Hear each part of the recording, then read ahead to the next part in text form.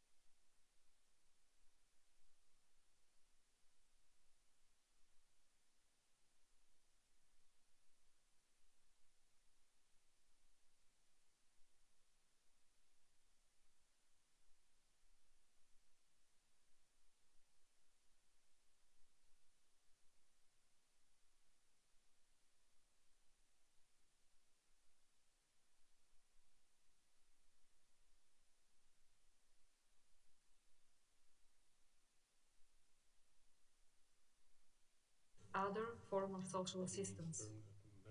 We believe that tolerance and promotion of the freedom of religion are fundamental democratic values.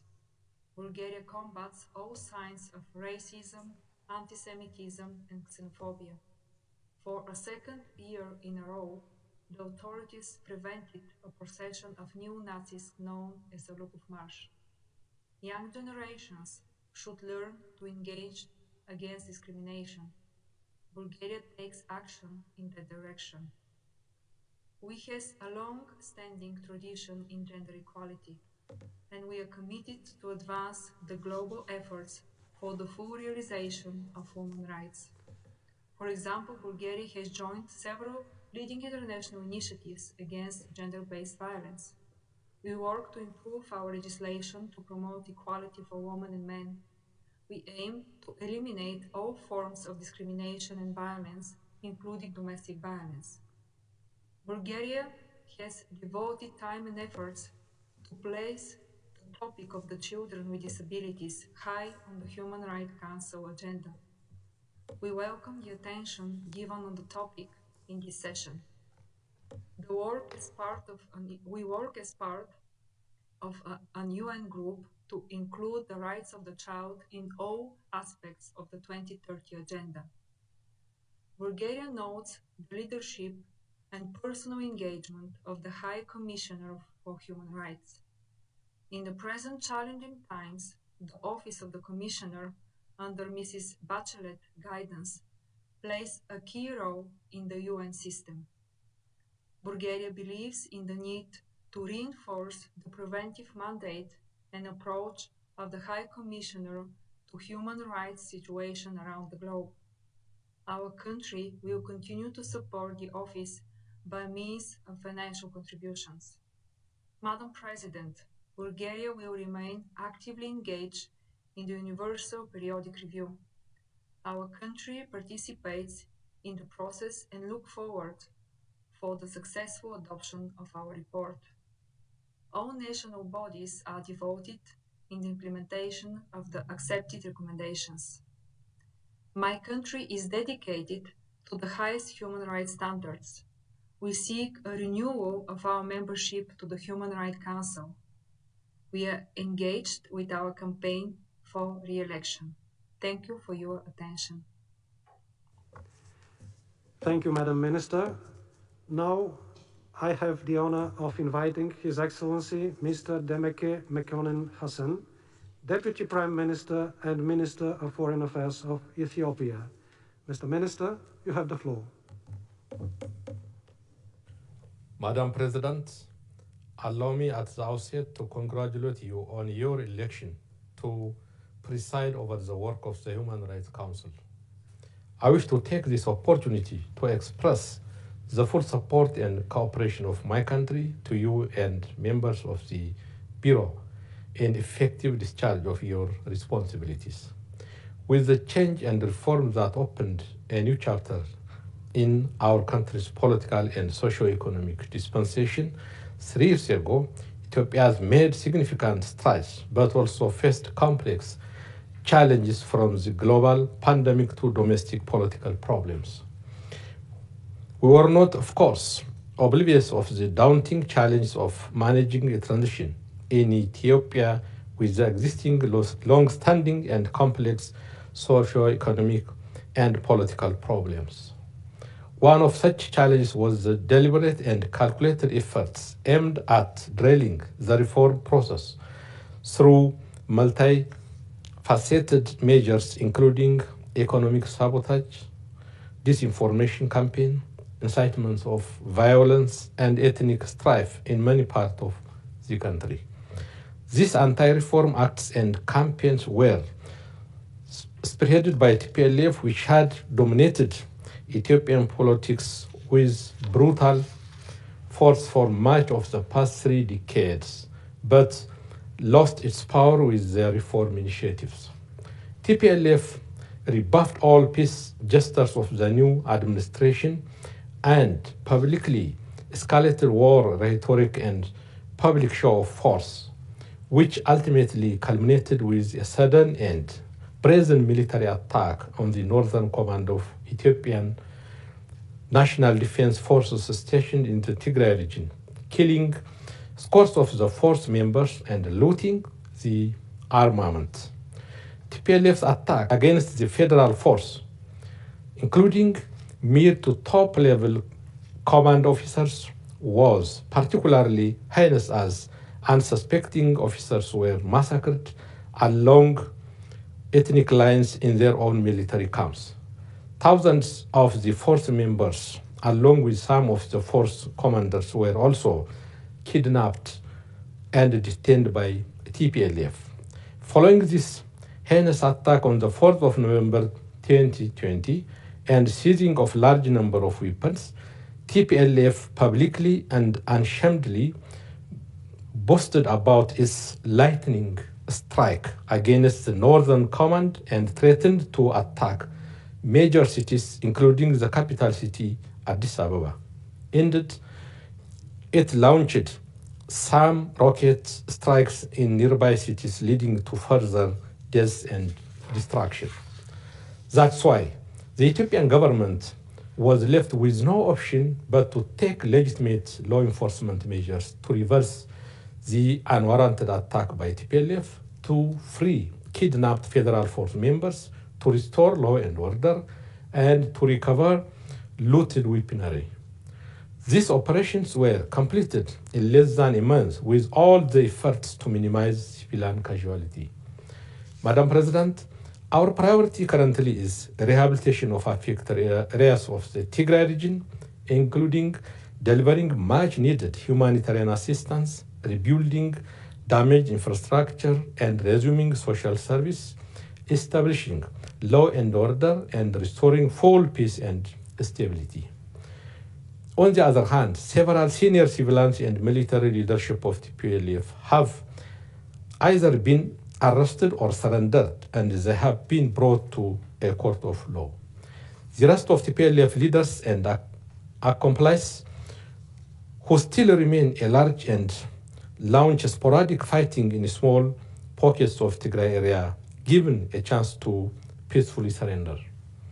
Otherwise, the federal security forces will continue to pay all the sacrifice to bring them to justice.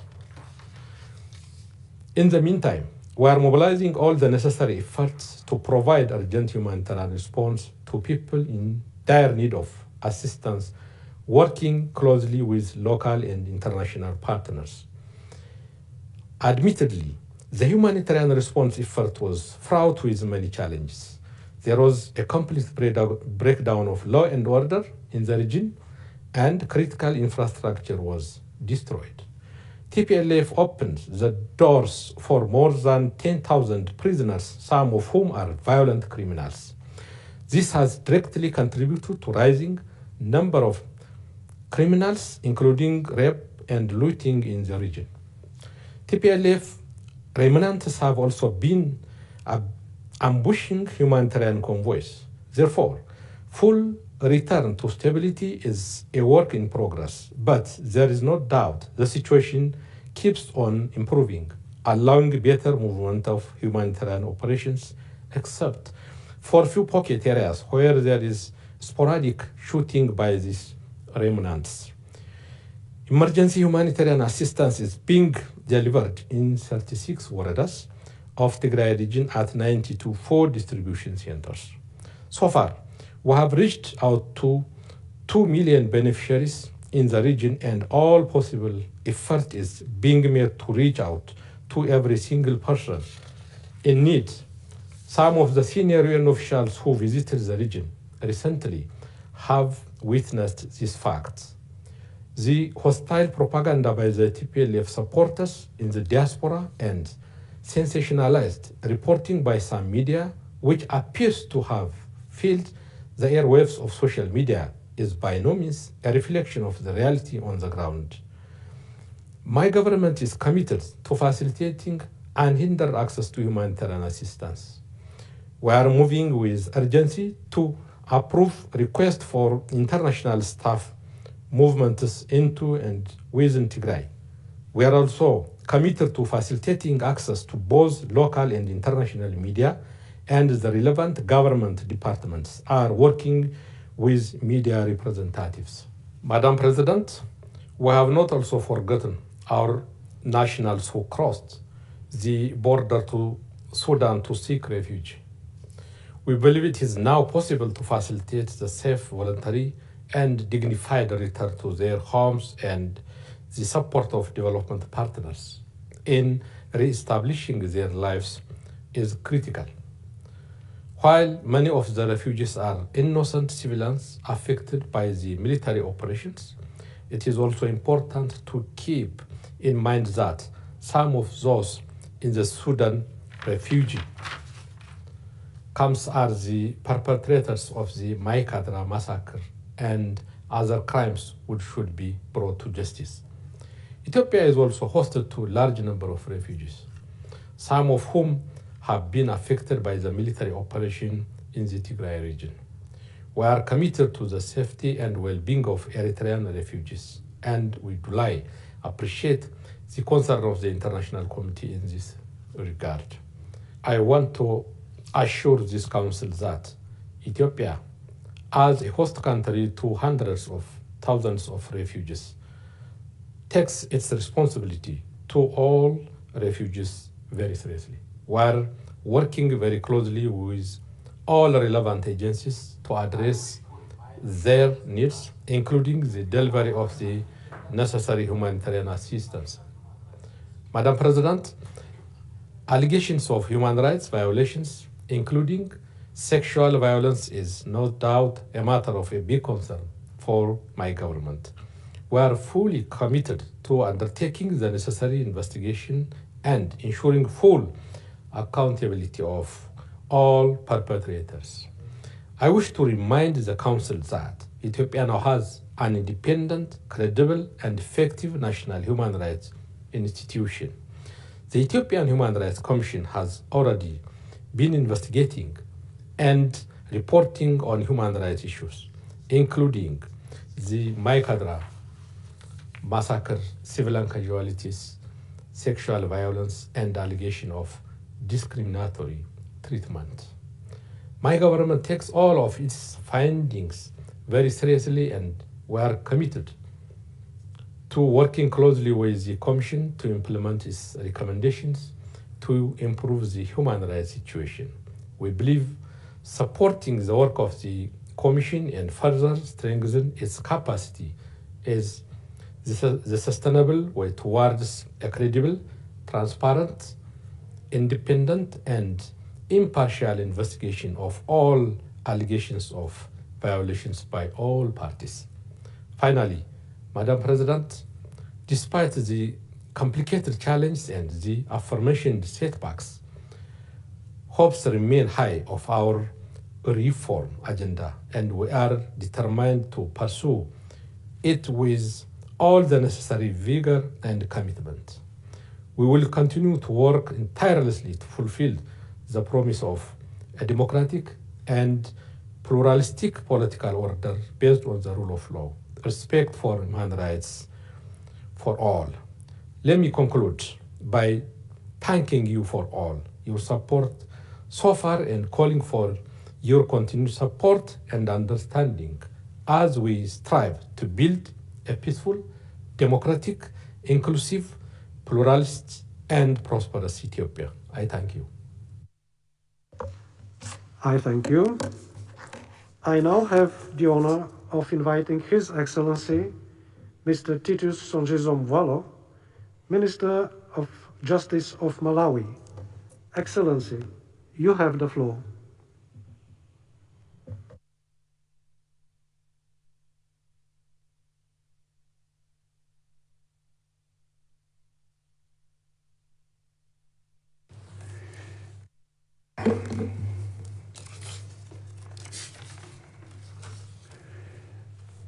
Madam President of the Human Rights Council, Madam High Commissioner, Excellencies, ladies and gentlemen, it is a great honor for me to address the Human Rights Council on behalf of my country, Malawi, as a new member of the Council, and allow me to first congratulate Ambassador Nazat Shamin Khan for her election as President of the Human Rights Council.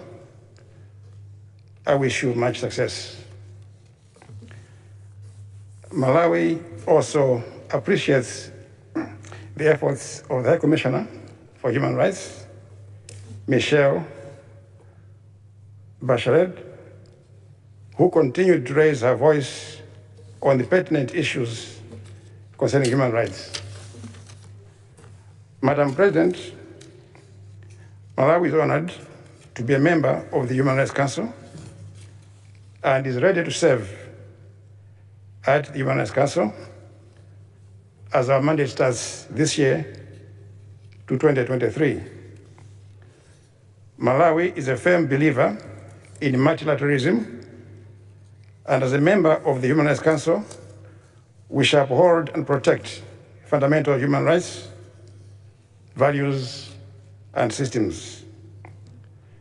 As members of the global community, we are much more united in common values as human beings endowed with rights and responsibilities by our Creator. All nations, large and small, powerful and not so powerful, should enjoy equal treatment as we shape the United Nations that we want. Madam President, the current COVID-19 pandemic, which has spared no people, no nation, and no continent, is a gruesome reminder that we indeed are human beings with common frailties. To defeat this scourge, we need united effort, sharing expertise, knowledge, and resources. Madam President, fighting the pandemic is a daunting task, and collective efforts and solidarity is important. Fair and equitable access to the vaccine and resources will be important on the global level. In a quest to fight the pandemic, Malawi adopted restrictive measures in order to protect human lives, rights, and human health by declaring a state of disaster on 12 January 2021. The pandemic has exposed vulnerable groups in our society, and therefore the government is assessing the effects of COVID-19 pandemic on the health, education, economy, and the labor market in Malawi. To identify reforms that government could undertake to stimulate the economy and protect livelihoods of its people. Several policy recommendations, including the need to enhance interventions towards social protection and other fiscal bailouts targeting workers and small-scale businesses in the informal economy, cash transfers, providing support to people with underlying health conditions such as HIV and AIDS, and implementing labor market reforms have been proposed.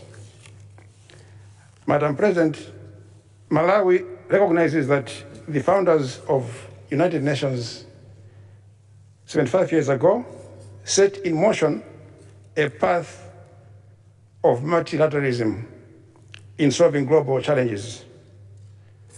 While the shape of the United Nations has guided us and served us well over the years, reality should not be lost to us that the world of 1945 is radically different from today's world.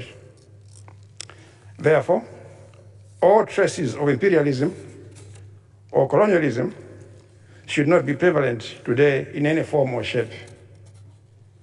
Madam President, in the past year, Malawi has demonstrated that the people's firm resolve is adequate to thwart and defeat any scheme aimed at derailing democracy and the will of the people. The administration of President Dr. Lazarus Makathi Chakwera was birthed in June 2020 on the wings of our people's desire to create a Malawi we dreamt of at our independence way back in 1964 and at the dawn of the second coming of multi-partyism in 1994, which had hitherto been proscribed. This is a Malawi not only politically free and independent, but also one that is on a firm path to socio-economic development, free from poverty, tribalism, nepotism, and corruption. Madam President, despite the challenges of COVID-19 pandemic, or in addition thereto, attacks on persons with albinism have sadly resurfaced. However, we are confident that the combination of a firm constitutional framework, a robust legal and judicial system, a thriving civil society, determined law enforcers, and a people driven by a common desire for a better future will help us fight and defeat this scourge. Madam President, Malawi has recently launched a national development vision called Malawi 2063. It is aligned to the Agenda 2030 and Africa's Agenda 2063. It is designed to propel Malawi to socio-economic prosperity with less dependence. Madam President, as a member of this Council,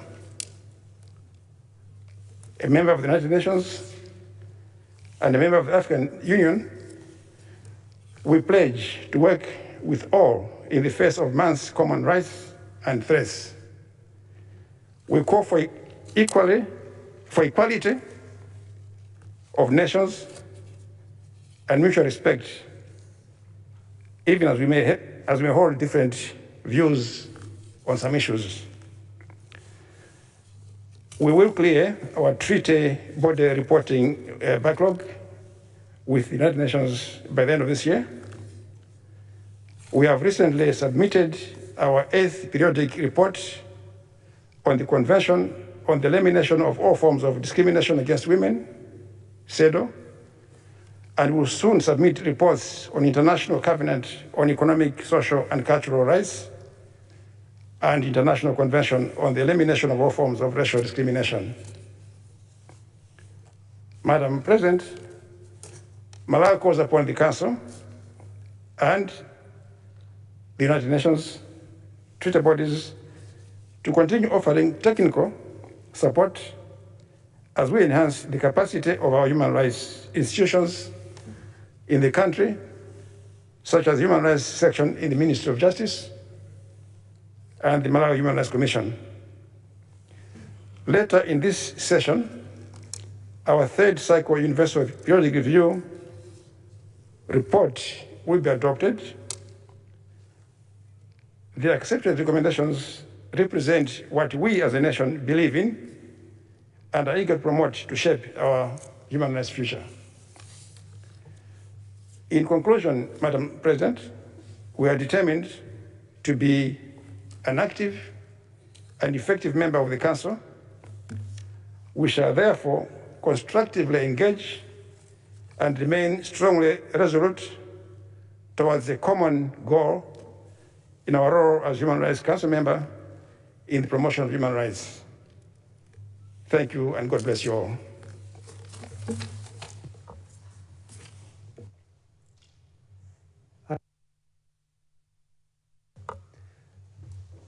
And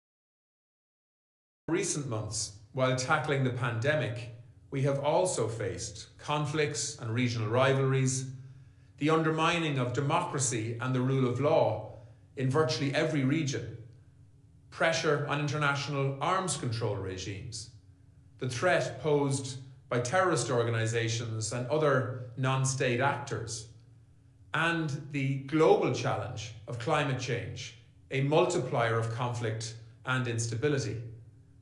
Regrettably, in every region, including my own, we see unacceptable pressures exerted to limit the most fundamental of freedoms, sometimes under the pretext of responding to the challenges presented by the pandemic. Ireland is a long-standing champion of civic space in Geneva, in New York, and in communities worldwide. We remain gravely concerned by the unacceptable pressures being experienced by civil society around the world, including human rights defenders, LGBTI defenders, journalists, and media workers. We fundamentally believe that as governments, as an international community, we will fail to chart a sustainable course through this current global crisis if we do not listen to our citizens and if we do not support a safe and enabling environment for them to enjoy the most basic of freedoms. Having struggled 100 years ago for our own independence, the Irish people are deeply troubled by moves to reject or interfere with the results of democratic elections. Ireland viewed it as critical, therefore, that the Human Rights Council took action this month to address the coup in Myanmar and continues to condemn the actions carried out by the military, including the unlawful detention of political prisoners, human rights defenders, and journalists. We see it as equally important that the human rights situation in Belarus is on the Council's agenda this session. Because of our experience on our own island, we understand that conflict resolution must be based on peaceful and inclusive engagement, democratic principles, and human rights. That is why Ireland remains a steadfast and vocal supporter of the Middle East peace process. A negotiated two-state solution based on international law and the internationally agreed parameters endorsed in multiple UN Security Council resolutions represents the only realistic way to achieve a just and lasting peace for the Israeli and Palestinian peoples. For too long, the global community has borne witness to the tragic impact of man-made humanitarian crises on the lives of civilians. The levels of suffering being endured by the people of Syria and Yemen are shameful cases in point.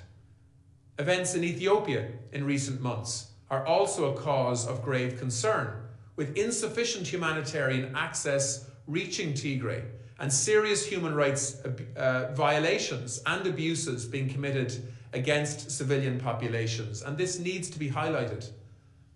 At the Human Rights Council, Ireland will continue to call in unequivocal terms for adherence to international law, including international humanitarian law and international human rights law, to protect civilians, especially children, who have always endured the brunt of conflicts. Madam President, last year, in my address to this Council, I spoke about attempts to undermine multilateralism, and I echoed calls for a pushback against the pushback. Then I emphasised the need to persevere with the fight for our multilateral system as the best and most effective means of finding solutions for all the global challenges that we face. In the intervening period, and against the backdrop of the pandemic, it is commendable that the Human Rights Council has continued its work. The clear message to the world is that this Council matters. Imperfect as all human institutions are, the UN, the Human Rights Council, and the human rights mechanisms are indispensable to the effort to build a better world. They're also indispensable to the vindication of the rights of the most vulnerable, whose voices would not otherwise be heard. As states, it remains our responsibility to debate, discuss, negotiate and engage with one another, to improve the system, to make it better equipped to work on behalf of the global community that it is designed to protect. I am optimistic that despite the unprecedented challenges we're facing, we are at a point of opportunity where change, real change, appears possible and within our grasp. We can show that multilateralism works. All too often, this Council has to grapple with the worst of humanity. Let us use this moment of challenge to reassert our belief in our interdependence and our commitment to achieving a better life for all on the planet. Thank you. Thank you.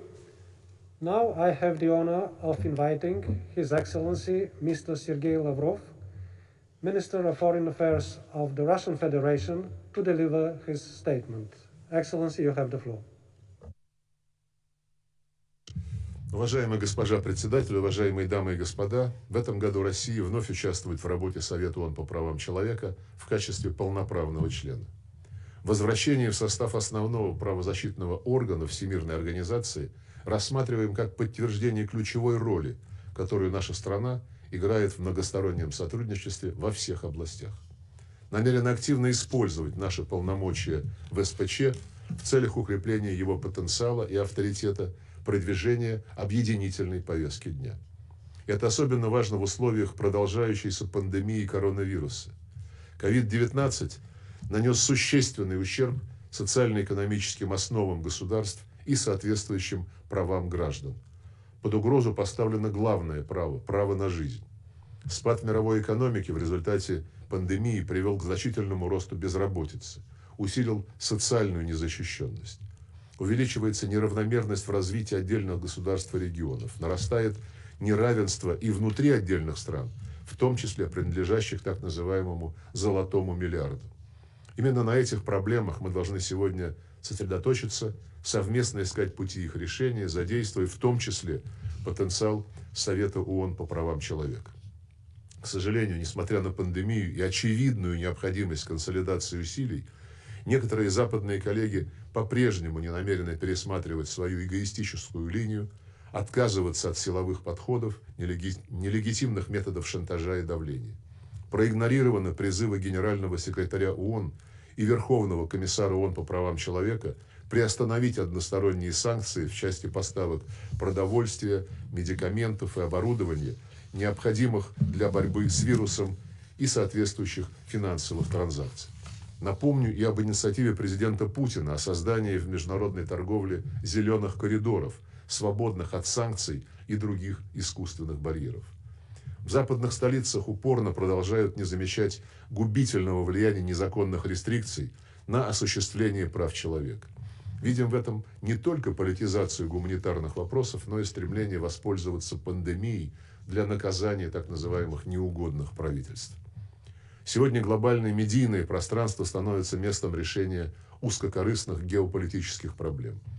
Фейковые агрессивные кампании в средствах массовой информации расшатывают внутриполитическую стабильность в суверенных государствах, провоцируют беспорядки и акты насилия.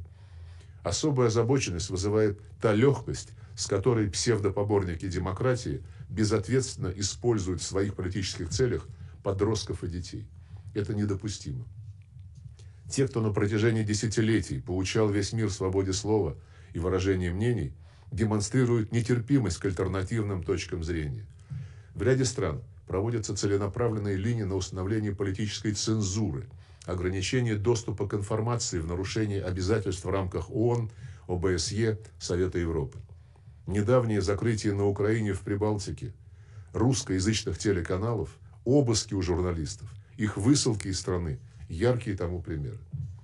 Все большее беспокойство вызывает нетранспарентная политика платформ социальных сетей, которые по своему усмотрению запрещают или цензурируют контент пользователей, откровенно манипулируя общественным мнением. В этой связи на первый план выходит задача выработки правил регулирования социальных сетей на национальном и международном уровнях в целях предотвращения подобных злоупотреблений. Государства, взявшие на себя обязательства обеспечивать всем гражданам свободу доступа к информации, должны на деле доказать свою способность добиться их выполнения, а не прятаться за корпоративными правилами частного бизнеса. Уважаемая госпожа председатель, пандемия привела к обострению таких застарелых проблем, как расизм и ксенофобия, дискриминация национальных и религиозных меньшинств. Массовые демонстрации в США и Европе обнажили сохраняющееся в этих странах системное неравенство, а также подтвердили опасность попустительства экстремистским идеологиям. Все более глубокая озабоченность вызывает дискриминация русскоязычного населения в Прибалтике и на Украине, особенно в части осуществления языковых и образовательных прав. Сожалеем, что Совет ООН по правам человека и его специальные процедуры обходят молчанием вопиющие нарушения прав миллионов людей. Недопустимо, когда защита государственного языка сопровождается репрессиями в отношении национальных меньшинств. С сентября прошлого года на Украине в соответствии с законами об образовании, государственном языке и об общем среднем образовании начался процесс выдавливания языков национальных меньшинств из общественной и образовательной сфер. Но даже здесь, по сравнению с языками других нацменьшинств, русский язык, который является родным по разным оценкам для 30-50% населения всей страны, подвергся дополнительной дискриминации, поскольку для языков стран Евросоюза украинские власти предусмотрели отдельный преференциальный режим. В результате возможности получения среднего образования на русском языке на Украине сократились более чем на 80%. Более того, 16 января этого года вступила в силу очередная норма одиозного закона Украины о государственном языке. В соответствии с ней все поставщики услуг, независимо от формы собственности, должны обслуживать потребителей и предоставлять информацию о товарах только на украинском языке. Властями Украины сделан очередной шаг по уничтожению многоязычия и многокультурности в своей стране. Уважаемая госпожа председатель, в текущем году исполняется 15 лет с момента создания Совета по правам человека. Убеждены, что Совету не требуется кардинального реформирования или изменения статуса. Вместе с тем очевидно, что он функционирует не идеально и определенные коррективы назрели. В частности, серьезные нарекания вызывает деятельность специальных процедур Совета, которые изначально задумывались как механизм содействия государствам в выполнении их правозащитных обязательств. Необходимо привести их деятельность в соответствии с этими критериями. Хочу при этом подчеркнуть, Россия ответственно подходит к членству в Совете и настроена на продолжение сотрудничества со специальными процедурами. Готова принимать их у себя, как только улучшится ситуация с коронавирусом. Выступаем за укрепление в работе Совета принципа сотрудничества, налаживание честного, взаимоуважительного и равноправного диалога по актуальным вопросам. Будем и впредь отстаивать такие приоритеты, как борьба с дискриминацией языковых и религиозных меньшинств, борьба с безгражданством, целостность судебной системы, защита уязвимых групп населения и их социально-экономических прав. Ожидаем открытого и деполитизированного обсуждения любых вопросов на Женевской площадке. Готовы учитывать приоритеты и озабоченности других стран. В целом будем делать максимум для того, чтобы права человека рассматривались в качестве фактора, способствующего сближению, а не разобщению государств, как фактора, употребляющего атмосферу доверия и взаимного уважения. Благодарю за внимание. Thank you. I now have the honor of inviting the Minister of Foreign Affairs of Greece, His Excellency Mr. Nikos Dendias, to deliver his statement. Mr. Minister, you have the floor. Excellencies, I'm honored to address the 46th high-level segment for the Human Rights Council. I wish to congratulate Her Excellency, Ambassador Nashat Samin Khan, Permanent Representative of Fiji, on assuming the presidency of the Council. Greece expresses its great appreciation to the United Nations High Commissioner for Human Rights, Michelle Bachelet, and assures her of our continued support. Regarding the COVID-19 pandemic, Greece entirely concurs with the statement by the United Nations Secretary General that the pandemic is more than a health crisis. It is fundamentally a human crisis that has laid bears severe and systemic inequalities. The pandemic poses a threat not only to public health, but also to the foundations of democracy. Every measure aiming at a goal of public safety that restricts human rights should be necessary, proportionate, and applied in a non-discriminatory way. The Human Rights Council is an organization with the necessary instruments to positively contribute to a universal effort. The treaty bodies, the special procedures, and the Office of the High Commissioner for Human Rights provide state authorities with clear recommendations and checklists. Madam President, the human rights situation in Libya, in Syria, and Myanmar deserves the constant attention of the Human Rights Council. With regard to Libya, we welcome the holding of the Libyan Political Dialogue Forum in Geneva earlier this month and its outcome. As the acting special representative of the Secretary General has mentioned in her statement, we expect the re-establishment of the rule of law through the country by the new transitional government. We also expect the repeal of all illegal actions, including the memoranda signed in violation of international law, the restoration of democracy, and the promotion of human rights. However, political unity and effective human rights protection cannot be achieved without the effective withdrawal of foreign forces and mercenaries from the country. As to Syria, we condemn the continuous human rights violations and abuses of international humanitarian law by all parties to the conflict. Violations that in some cases may amount to war crimes according to the findings of the Commission of Inquiry. We call on all involved parties to respect all international human rights and obligations. Real action is needed to create conditions for safe, voluntary, dignified, and sustainable return of refugees and internally displaced persons to their areas of origin. Greece expresses its serious concerns about the human rights consequences of the crisis in Myanmar. We believe that the recent military coup in the country will deteriorate the human rights situation. We will also further perpetuate the abuses against the Rohingyas and other minorities. Madam President, Greece builds its human rights foreign policy on the philosophy of synergy and collaboration. We believe that the Human Rights Council is the proper platform to seek synergies both at international and regional levels. In this respect, Greece maintains a standing invitation to all Human Rights Council special procedures. During recent years, it has received a significant number of relevant official visits, while others are scheduled in the near future. We are also fully involved in the Universal Periodic Review mechanism. This year, Greece will undergo its third Universal Periodic Review. On fora such as the Human Rights Council, Greece focuses its work on cross-regional initiatives that aim to tackle important civil and political, as well as economic, social, and cultural rights. In this respect, we work with more than 40 countries from all continents as part of core groups submitting resolutions to the Council. We also table in the Human Rights Council the biennial resolution on promoting human rights through sport and the Olympic ideal, regularly supported by more than 130 countries. Furthermore, on a national level, Greece is elaborating or implementing a series of coherent action plans. Plans drafted to the benefit of persons with disabilities, gender equality, women, peace and security, rights of the child, combating of racism and intolerance. Madam President, being one of the gateways to the European continent, Greece during the pandemic had to cope with continuous migratory flows.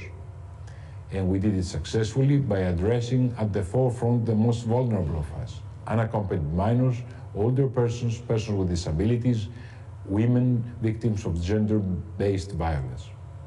And this despite systematic attempts by state actors to instrumentalize human suffering. In the same vein, we have pursued our search and rescue operations in the Aegean Sea, saving scores of people in distress in full respect of human rights. From 2015 to 2020, the Hellenic Coast Guard has rescued over 19,000 migrants and refugees.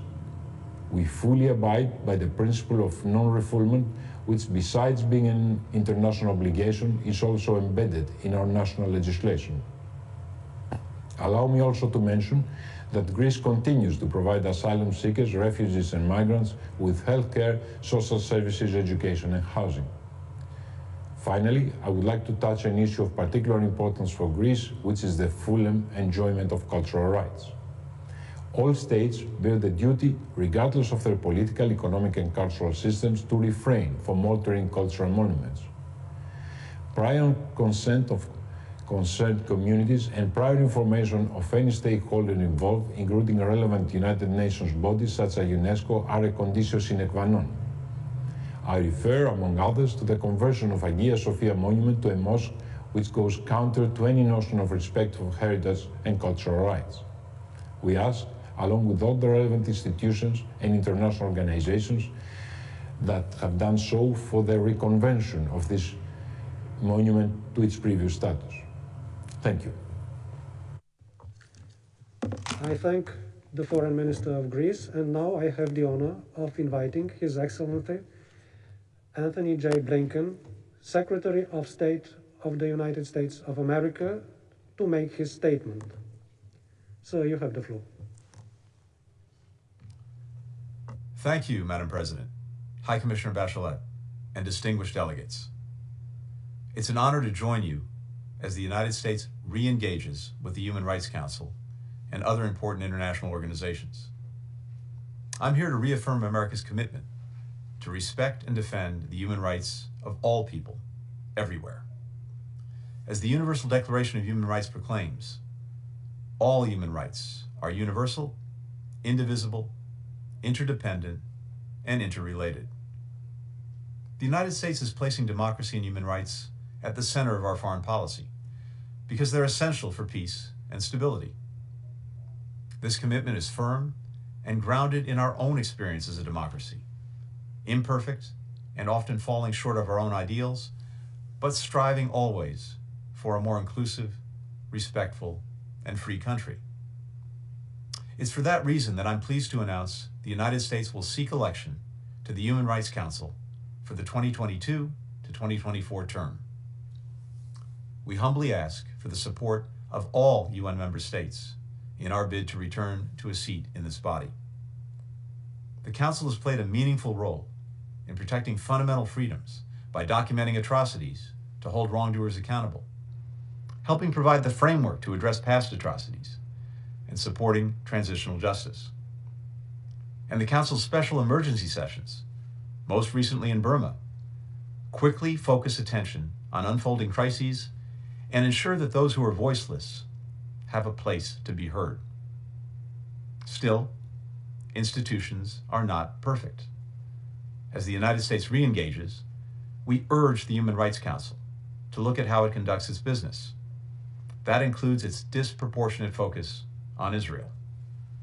We need to eliminate Agenda Item 7 and treat the human rights situation in Israel and the Palestinian territories the same way as this body handles any other country. In addition, we will focus on ensuring that the Council membership reflects high standards for upholding human rights. Those with the worst human rights record should not be members of this Council. We must work together to improve the work and membership of the Council so it can do even more to advance the rights of people around the world. I recognize that any pledge to fight for human rights around the world must begin with a pledge to fight for human rights at home. People of color in the United States deal every day with the consequences of systemic racism and economic injustice.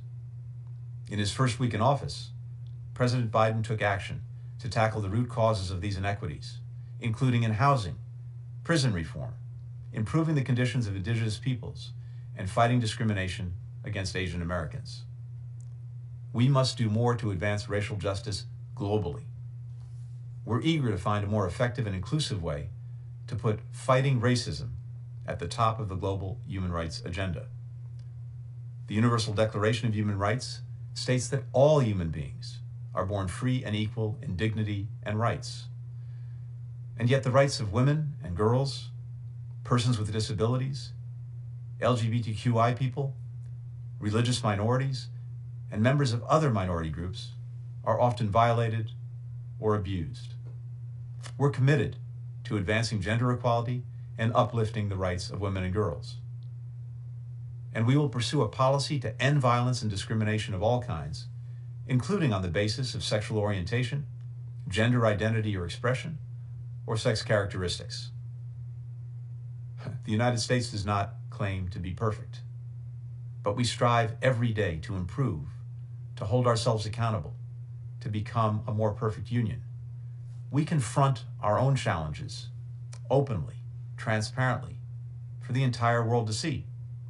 Sometimes it's painful, sometimes it's ugly, but we deal with our problems openly and fully. There's no moral equivalence between the actions of the United States, which are subject to robust, impartial, and transparent accountability mechanisms, and those of authoritarian regimes, which violate and abuse human rights with impunity. Together, we must push back against blatant attempts to subvert the values upon which the United Nations was founded, including that each of us as individuals are endowed with human rights and that states are obliged to protect those fundamental rights. Those who hide under the mantle of promoting economic development while seeking to undermine human rights will be held to account, including for their own human rights violations. We'll continue to call out abuses in places like Venezuela, Nicaragua, Cuba, and Iran. We reiterate our call for the Russian government to immediately and unconditionally release Alexei Navalny, as well as hundreds of other Russian citizens wrongfully detained for exercising their rights. We'll speak out for universal values when atrocities are committed in Xinjiang or when fundamental freedoms are undermined in Hong Kong. And we're alarmed by the backsliding of democracy in Burma, which is why our first action upon re-engaging the Council was on this very crisis. We encourage the Council to support resolutions at this session addressing issues of concern around the world, including ongoing human rights violations in Syria and North Korea, the lack of accountability for past atrocities in Sri Lanka, and the need for further investigation into the situation in South Sudan. The United States is fully committed to the universal protection and promotion of human rights. We look forward to working collaboratively with friends and partners in this body and in the NGO community from all regions to ensure that the Council lives up to its mandate and effectively contributes to human rights around the world. Thank you. Thank you, Mr. Secretary of State. I now have the honor of inviting His Excellency Mr. Darren Allen Hanfield, MP, Minister for Foreign Affairs of the Commonwealth of the Bahamas, to deliver his statement. You have the floor, sir. Madam President, Excellencies, distinguished delegates, ladies and gentlemen, it is an honor to address you during this high-level segment of the 46th session of the Human Rights Council. I extend warm greetings and congratulations to Excellency Ms. Najat Shaheen Khan, Ambassador of Fiji in Geneva, on her historic election to the presidency of the Council. It is certainly a matter of great pride for the Bahamas that a fellow small island developing state, SID, representative has for the first time acceded to the presidency of this august body. It represents an important achievement for Fiji and for the Human Rights Council and is a testament to the progress achieved toward increased diversity and universality of participation in the work of the HRC. It is also a great honor for the Bahamas that Her Excellency Ms. Keva L. Bain, Ambassador of the Bahamas in Geneva, will serve as Vice President on the Bureau this year. As the first representative of a Caribbean community, CARICOM member state, to do so, and I convey to you, Madam President, and to your Bureau, full assurances of the support of the Bahamas in the fulfillment of your important mandate. Madam President, as an archipelagic nation vulnerable to hurricanes and natural disasters, the Bahamas is no stranger to storms.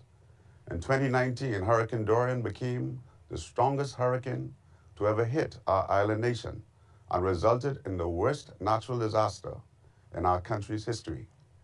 It remains one of the most powerful hurricanes ever recorded in the Atlantic Ocean, and the Bahamas continues its efforts at rebuilding and recovery post-Dorian. The global COVID-19 pandemic has proven to be a storm of an entirely different category. It has swept across borders with speed and ferocity, tearing down economies, overwhelming healthcare systems, devastating lives and livelihoods, and laying bare inequalities.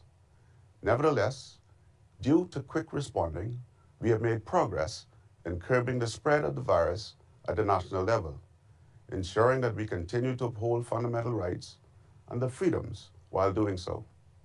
We have strengthened and expanded our social safety net programs for vulnerable groups by over $177 million, augmented unemployment assistance for self-employed workers in the tourism sector, and have used innovative approaches such as the establishment of a virtual school, the first of its kind in the Caribbean, to continue guaranteeing the right to education, including in remote islands of our country.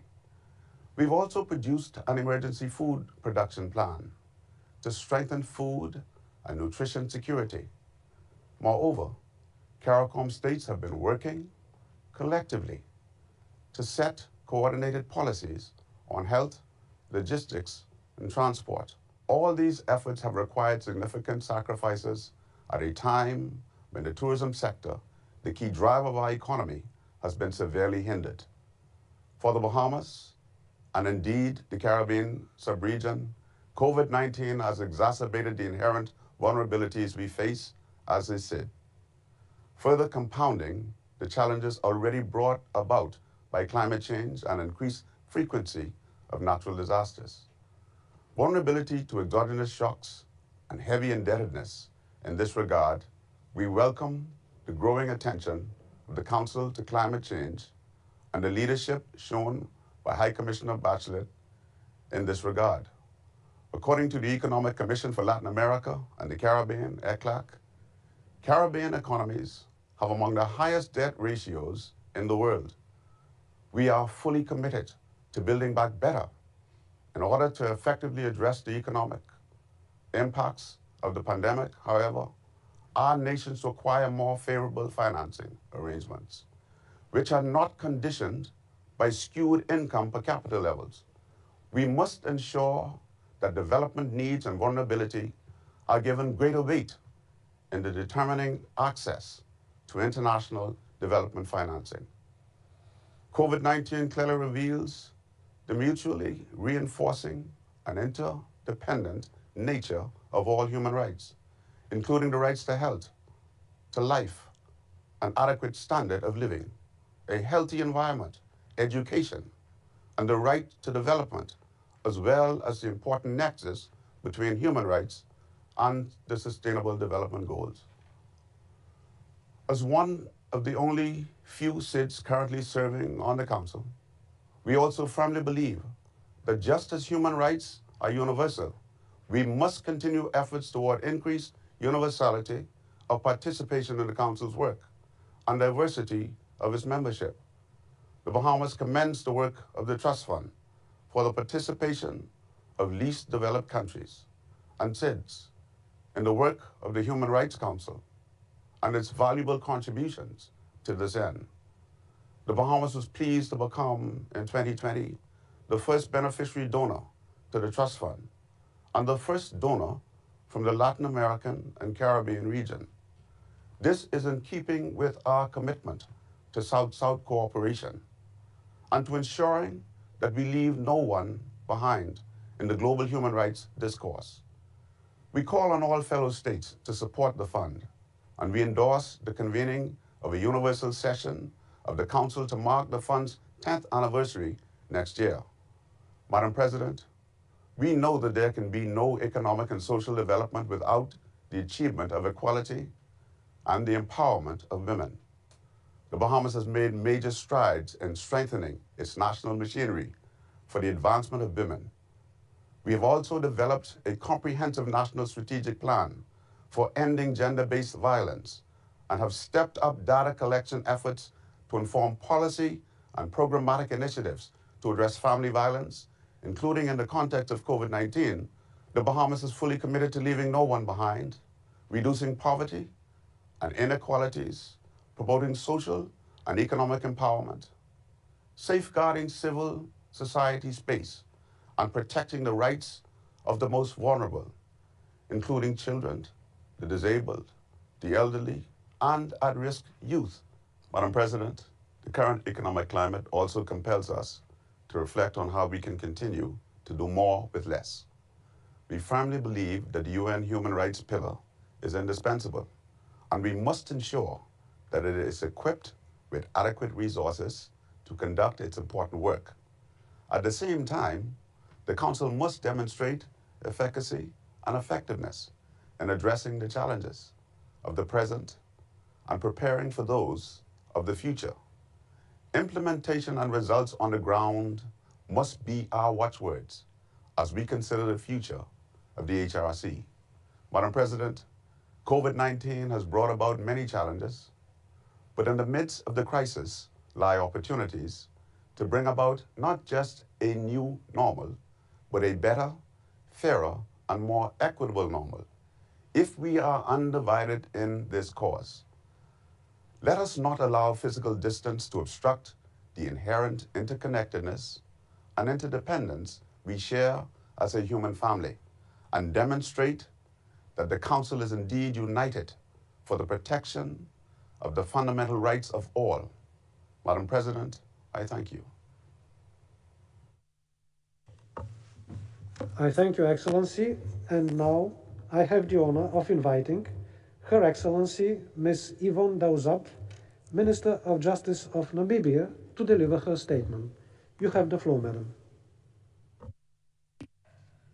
Madam President, Madam High Commissioner, distinguished delegates. Madam President, I congratulate you on your election as President of the Human Rights Council for 2021, and in the same light, I would also like to congratulate the members of the Bureau on their election. I assure you of Namibia's full cooperation during your tenures. Madam President, the efforts of the Office of the High Commissioner for Human Rights in these very difficult times are commendable.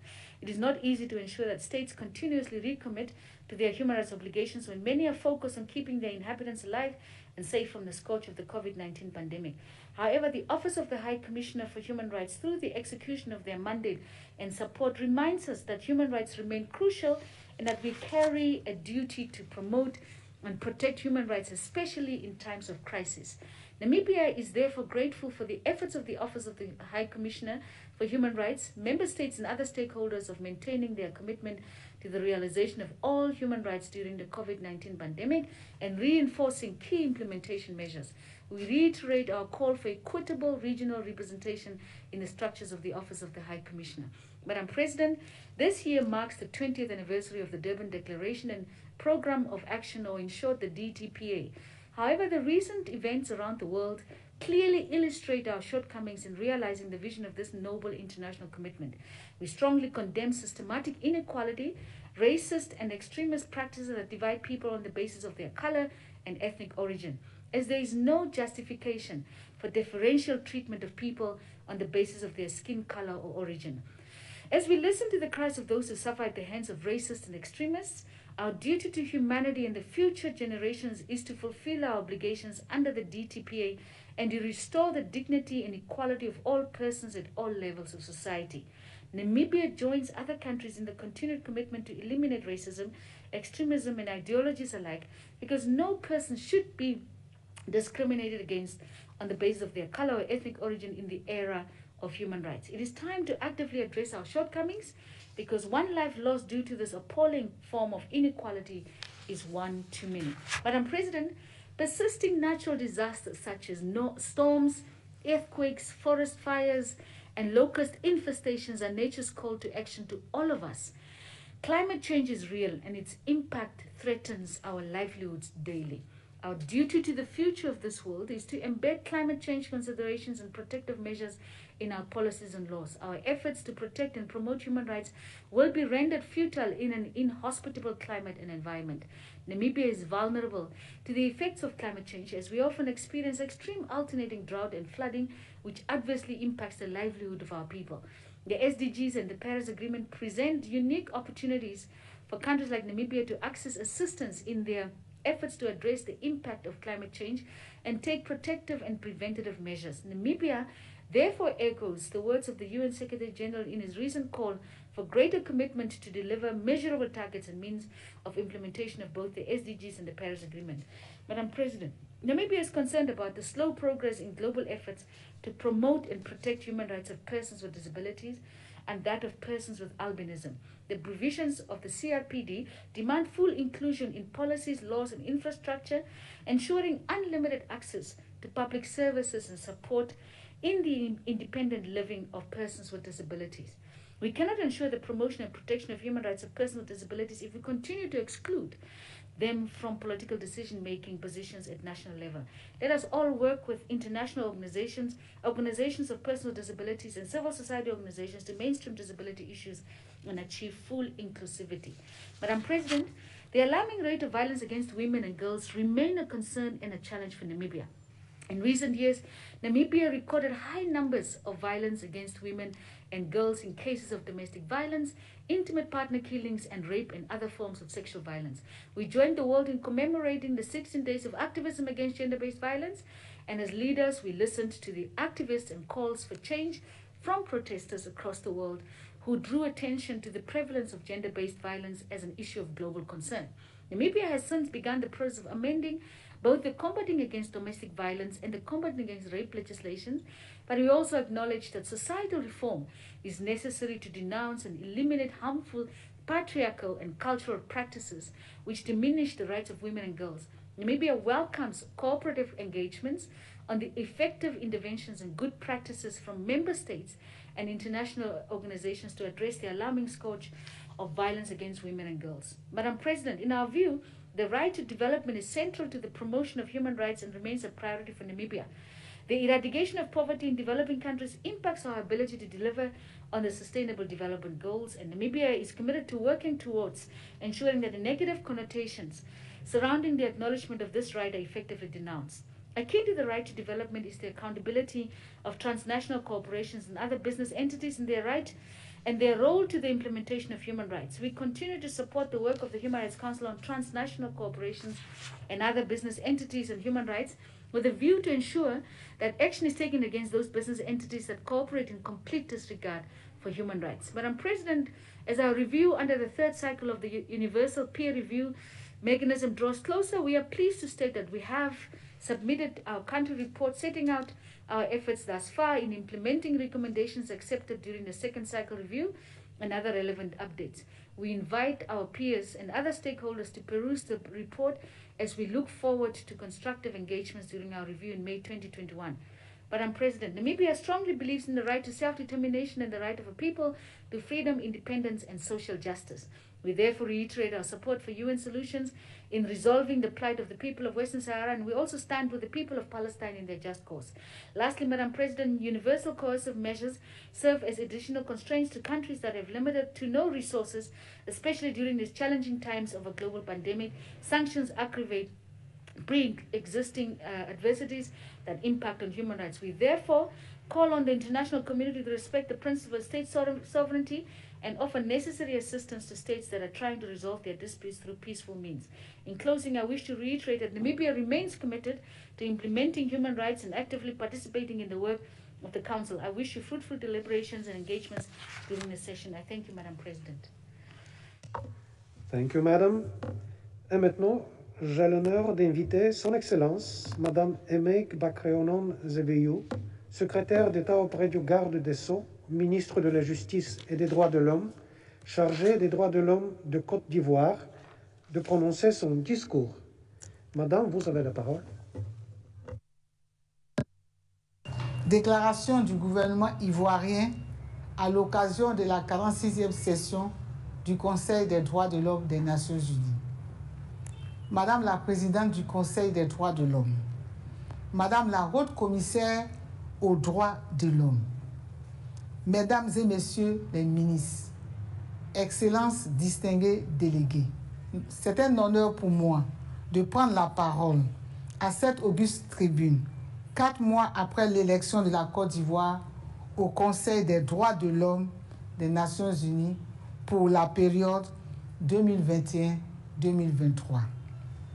Aussi, je saisis cette occasion pour adresser les sincères remerciements du gouvernement ivoirien à tous les États qui ont bien voulu apporter leur soutien à la candidature ivoirienne et leur exprimer notre profonde gratitude. La Côte d'Ivoire se réjouit de revenir au sein du Conseil 2 ans après son dernier mandat en vue de contribuer aux travaux du Conseil et à l'amélioration de la situation des droits de l'homme à travers le monde. Ce retour au Conseil témoigne de la volonté et l'engagement constant du gouvernement en faveur de la promotion et la protection des droits de l'homme. Madame la Présidente, comme lors de ses précédents mandats, la Côte d'Ivoire entend prendre une part active aux travaux du Conseil, notamment dans le cadre du renforcement de sa coopération avec le Conseil et ses mécanismes et de la promotion des droits des personnes vulnérables, en particulier des enfants, des femmes et des personnes vivant avec un handicap. C'est dans cette optique que mon pays poursuit ses efforts inlassables de promotion et de protection des droits de l'homme avec sa participation au 3e cycle de l'examen périodique universel. À l'issue de cet exercice, 247 recommandations ont été adressées à la Côte d'Ivoire qui en a accepté 222 et noté 25. Sur les 222 recommandations endossées, certaines ont déjà été mises en œuvre, telles que l'adoption d'un nouveau code pénal en conformité avec les instruments juridiques internationaux auxquels le pays est parti. Ce nouveau code prend notamment en compte les incriminations contenues dans le statut de la Cour pénale internationale et d'autres tels que le viol conjugal et les violences domestiques. Le Conseil national des droits de l'homme de Côte d'Ivoire, créé en 2018, vient d'être admis en décembre 2020 au statut A des institutions nationales des droits de l'homme, pleinement conforme aux principes de Paris.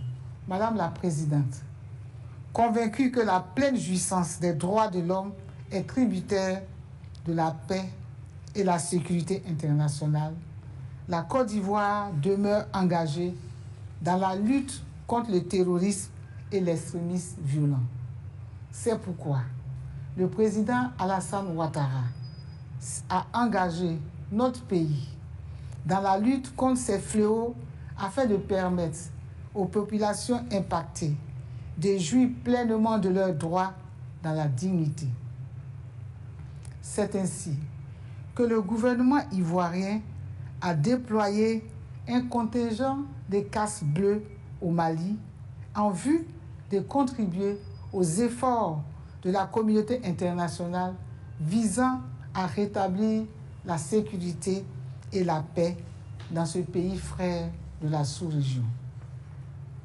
Madame la Présidente, depuis 1 an, le monde fait face à la pandémie de la COVID-19, une crise sanitaire sans précédent qui a profondément bouleversé nos vies, d'où la tenue de cette session virtuelle. La Côte d'Ivoire, à l'instar des autres pays de la planète, subit les effets de la pandémie de la COVID-19. En effet, outre les conséquences économiques et sociales, avec l'augmentation de la pauvreté et des inégalités sociales, cette crise sanitaire a également eu un impact négatif sur la jouissance des droits de l'homme, notamment les droits à la vie, à la santé, à l'éducation, à l'emploi et la liberté de circulation. Face à cette situation, l'État de Côte d'Ivoire a mis en place une politique de relance économique axée sur les droits de l'homme, avec des mécanismes destinés à accompagner les populations les plus vulnérables et les producteurs de richesses. Il s'agit du Fonds spécial de solidarité et de soutien d'urgence humanitaire, du Fonds de soutien aux petites et moyennes entreprises, du Fonds de soutien aux grandes entreprises, du Fonds d'appui aux entreprises du secteur informel, du programme d'urgence pour le soutien aux filières agricoles d'exportation et du secteur des productions alimentaires. Le gouvernement ivoirien a également renforcé le dispositif sanitaire et continue les campagnes de sensibilisation pour le respect des mesures barrières. Madame la Présidente, en dépit des efforts considérables de sensibilisation à la paix menés par le gouvernement ivoirien et certaines organisations de la société civile, l'on a déploré certaines atteintes aux droits de l'homme découlant des actes de violence qui ont émaillé le processus de l'élection présidentielle du mois d'octobre 2020.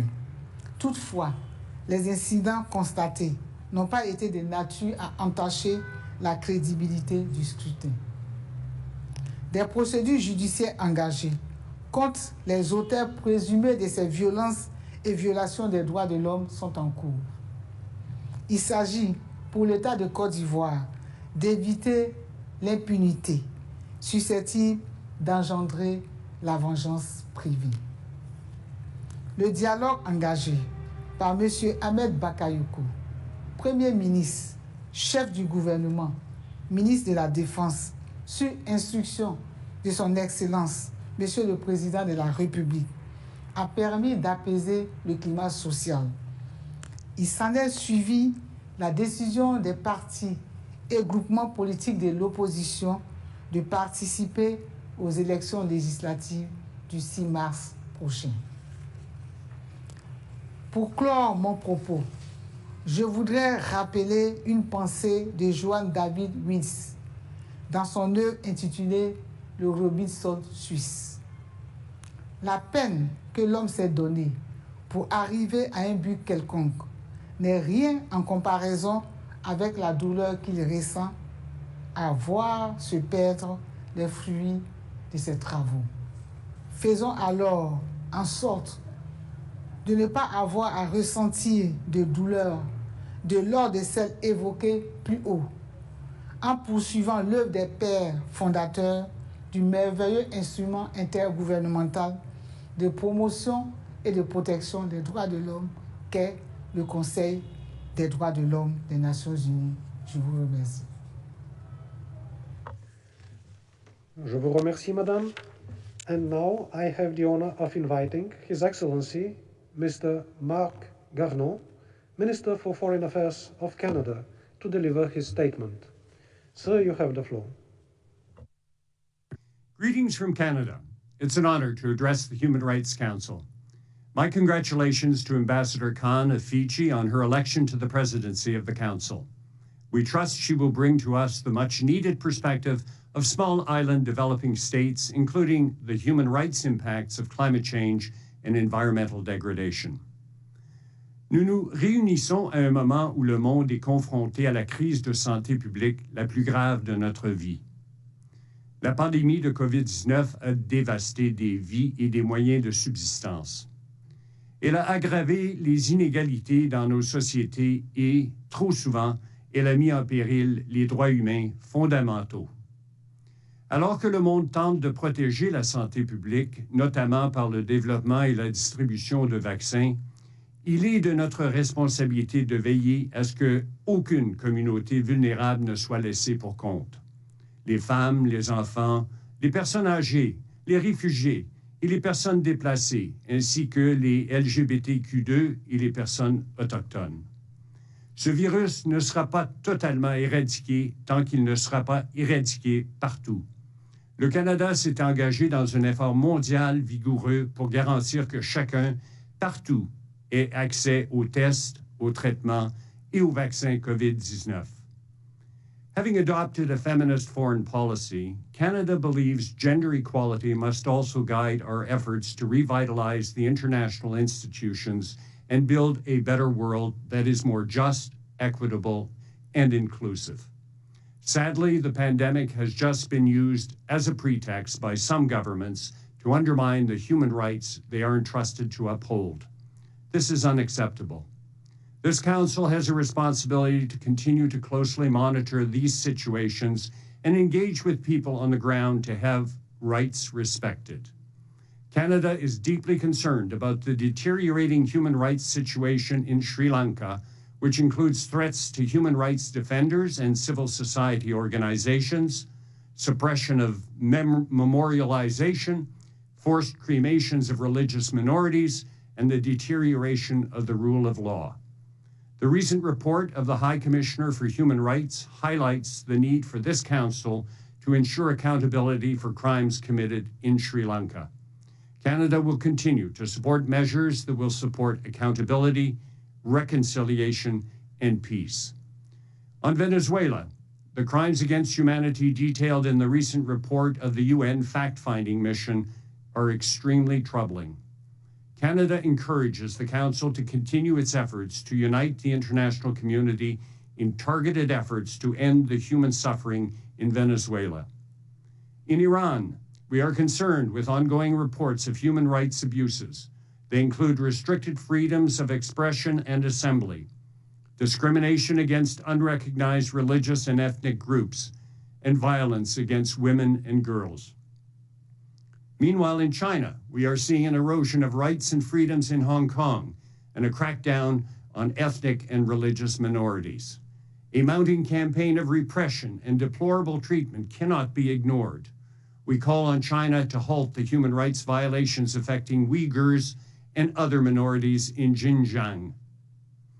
Canada unequivocally condemns the recent coup in Myanmar and unjust detentions of elected officials, opposition figures, civil society leaders, and journalists. We are also deeply concerned by the military suppression of widespread public protests. Canada also backs international efforts to help the Rohingya, as well as other conflict-affected populations in Myanmar. La liberté des médias et l'accès numérique sont essentiels à la protection et à la promotion des droits de la personne. En effet, l'accès à des informations précises et opportunes est plus important que jamais. Les journalistes du monde entier font un travail essentiel en rapportant des faits sur cette crise sanitaire.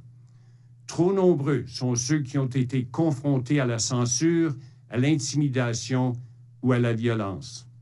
Le Canada est également très préoccupé par le fait que les fermetures d'Internet sont utilisées pour réprimer l'expression démocratique. Avec les plus de 40 membres de la Coalition pour la liberté des médias, le Canada appelle tous les États à garantir des médias libres, indépendants, pluriels et diversifiés. On this note, I want to reiterate our support to the many voices of Belarusians, including journalists. Those responsible for undermining democracy and for violating human rights must be held accountable. Human rights light the path through tumultuous times. From the Black Lives Matter movement to the campaigns for LGBTQ2 rights, we are inspired by human rights defenders and all those advocating for justice.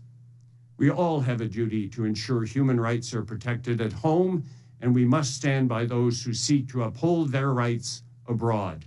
We look forward to doing so alongside members of this Council. Thank you.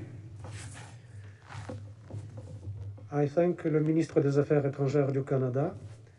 Et maintenant, j'ai l'honneur d'inviter Son Excellence, M. Zeyni Moulaye, ministre des Affaires étrangères et de la coopération internationale du Mali, à prononcer son discours. Monsieur, vous avez la parole.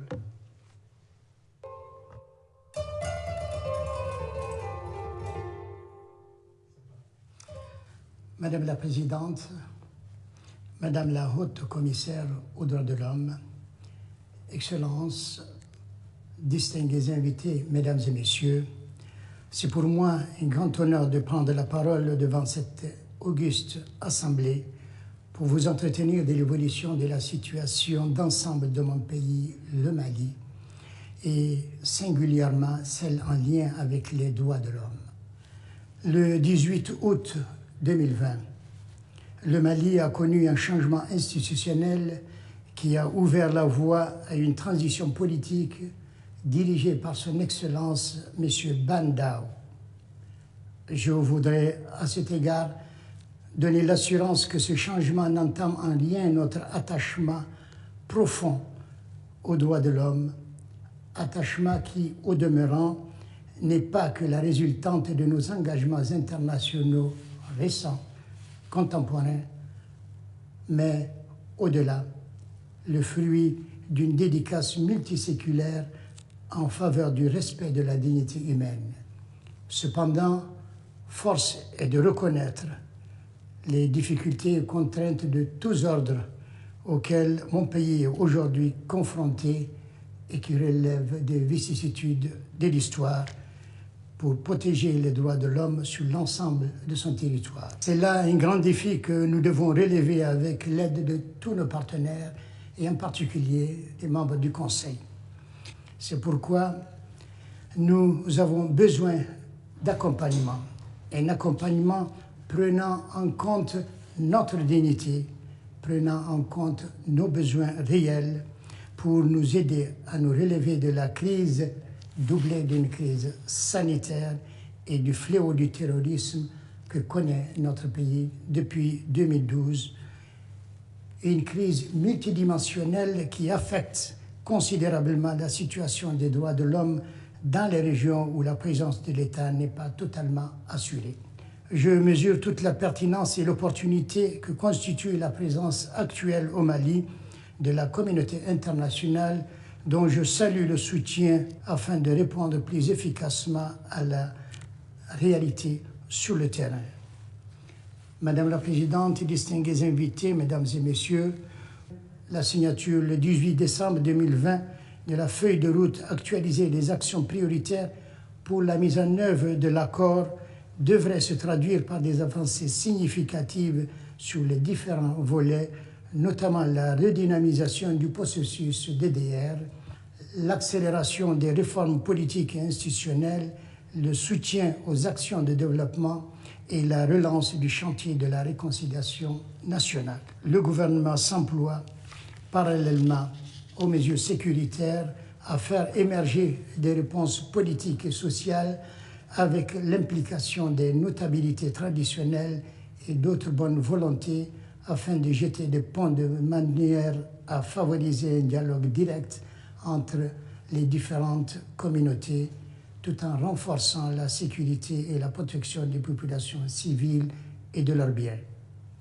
À cet égard, nous apprécions énormément l'appui apporté par la MINUSMA au secrétariat permanent du cadre politique pour la gestion de la crise du centre, y compris l'appui au renforcement de la campagne de sensibilisation afin de faciliter l'adhésion massive des femmes, des jeunes et des personnes vulnérables au processus de pacification.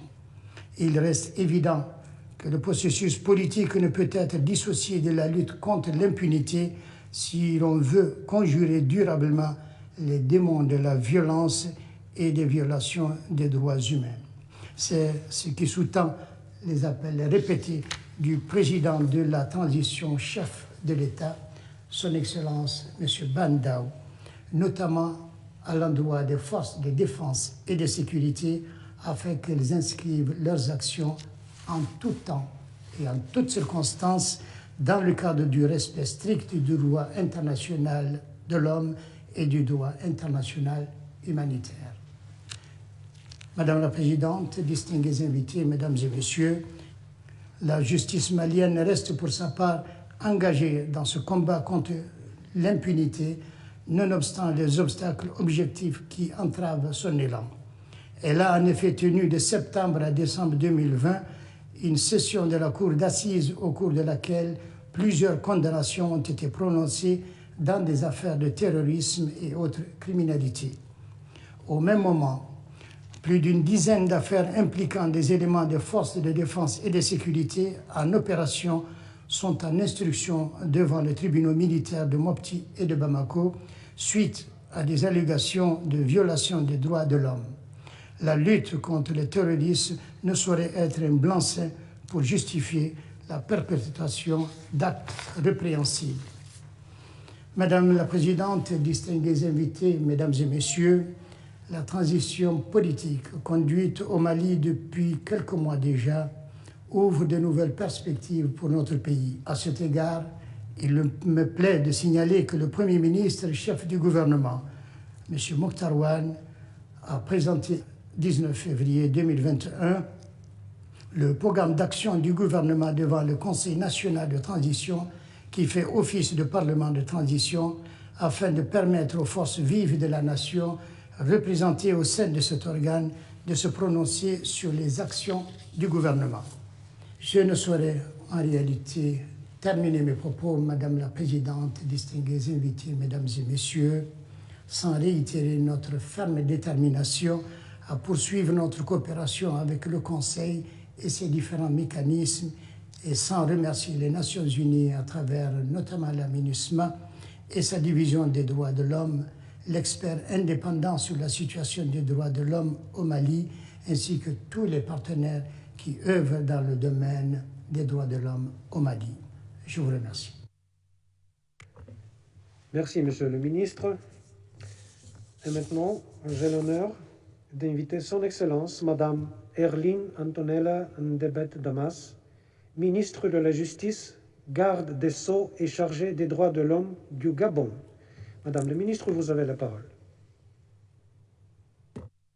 Excellences, Mesdames et Messieurs les chefs d'État et de gouvernement, Monsieur le Président de l'Assemblée générale des Nations unies, Monsieur le Secrétaire général des Nations unies, Madame le Haut-Commissaire aux droits de l'homme, Madame la Présidente du Conseil des droits de l'homme, Mesdames et Messieurs les ministres, Excellences, Mesdames et Messieurs, c'est pour moi un honneur de participer, au nom de mon pays, le Gabon, à cette 46e session du Conseil des droits de l'homme, qui se tient dans un contexte particulièrement difficile du fait de la pandémie de la Covid-19. C'est aussi une grande responsabilité dont nous mesurons la portée, car comme vous le savez tous, le Gabon a été élu le 20 octobre dernier membre de ce Conseil pour les 3 prochaines années. Conformément à notre engagement constant en faveur de la garantie de tous les droits humains, nous entendons à ce titre renforcer nos efforts de promotion et d'accompagnement de toutes les initiatives en faveur des droits de l'homme au niveau national et au niveau international. Je voudrais saisir l'occasion qui m'est ici donnée pour exprimer, au nom de Monsieur le Président de la République, chef de l'État, Son Excellence Ali Bongo-Ondimba, ainsi que les plus hautes autorités de mon pays, notre gratitude envers les États du groupe africain qui ont bien voulu apporter leur soutien à notre candidature. Cette reconnaissance va également à l'endroit de l'ensemble des membres du Conseil pour leur approbation consensuelle. Qu'il me soit également permis, au nom du gouvernement gabonais, d'adresser mes vives félicitations à Madame l'ambassadrice des Fidji, Nazat Chamin Khan, pour son élection à la présidente du Conseil des droits de l'homme pour le compte de l'année 2021. Madame la Présidente, Mesdames et Messieurs, je voudrais entamer mon propos en réaffirmant l'engagement ferme de mon pays à garantir de manière effective les droits de l'homme et les libertés fondamentales. Cet engagement s'est traduit au cours de l'année écoulée par les multiples efforts et les différentes mesures adoptées au niveau national en vue de rendre effective la jouissance de ces droits par l'ensemble de nos concitoyens. Ces mesures, inscrites dans le cadre de la réalisation des recommandations des mécanismes de droits de l'homme et constituant les axes prioritaires du mandat du Gabon au sein du Conseil des droits de l'homme, portent essentiellement sur la protection des groupes vulnérables, particulièrement les enfants, les femmes, les détenus et la garantie d'une meilleure santé pour l'ensemble de la population. S'agissant des droits de l'enfant, le gouvernement de mon pays, dans le but de renforcer les mécanismes de prévention et de prise en charge des mineurs victimes de violences, a mis à la disposition des populations, lors de la commémoration de la Journée internationale des droits de l'enfant, un centre d'appel gratuit qui permet aux victimes et aux témoins, par leur dénonciation, de déclencher l'action publique en vue de la sauvegarde de l'intégrité des enfants victimes de maltraitance, de discrimination et de marginalisation.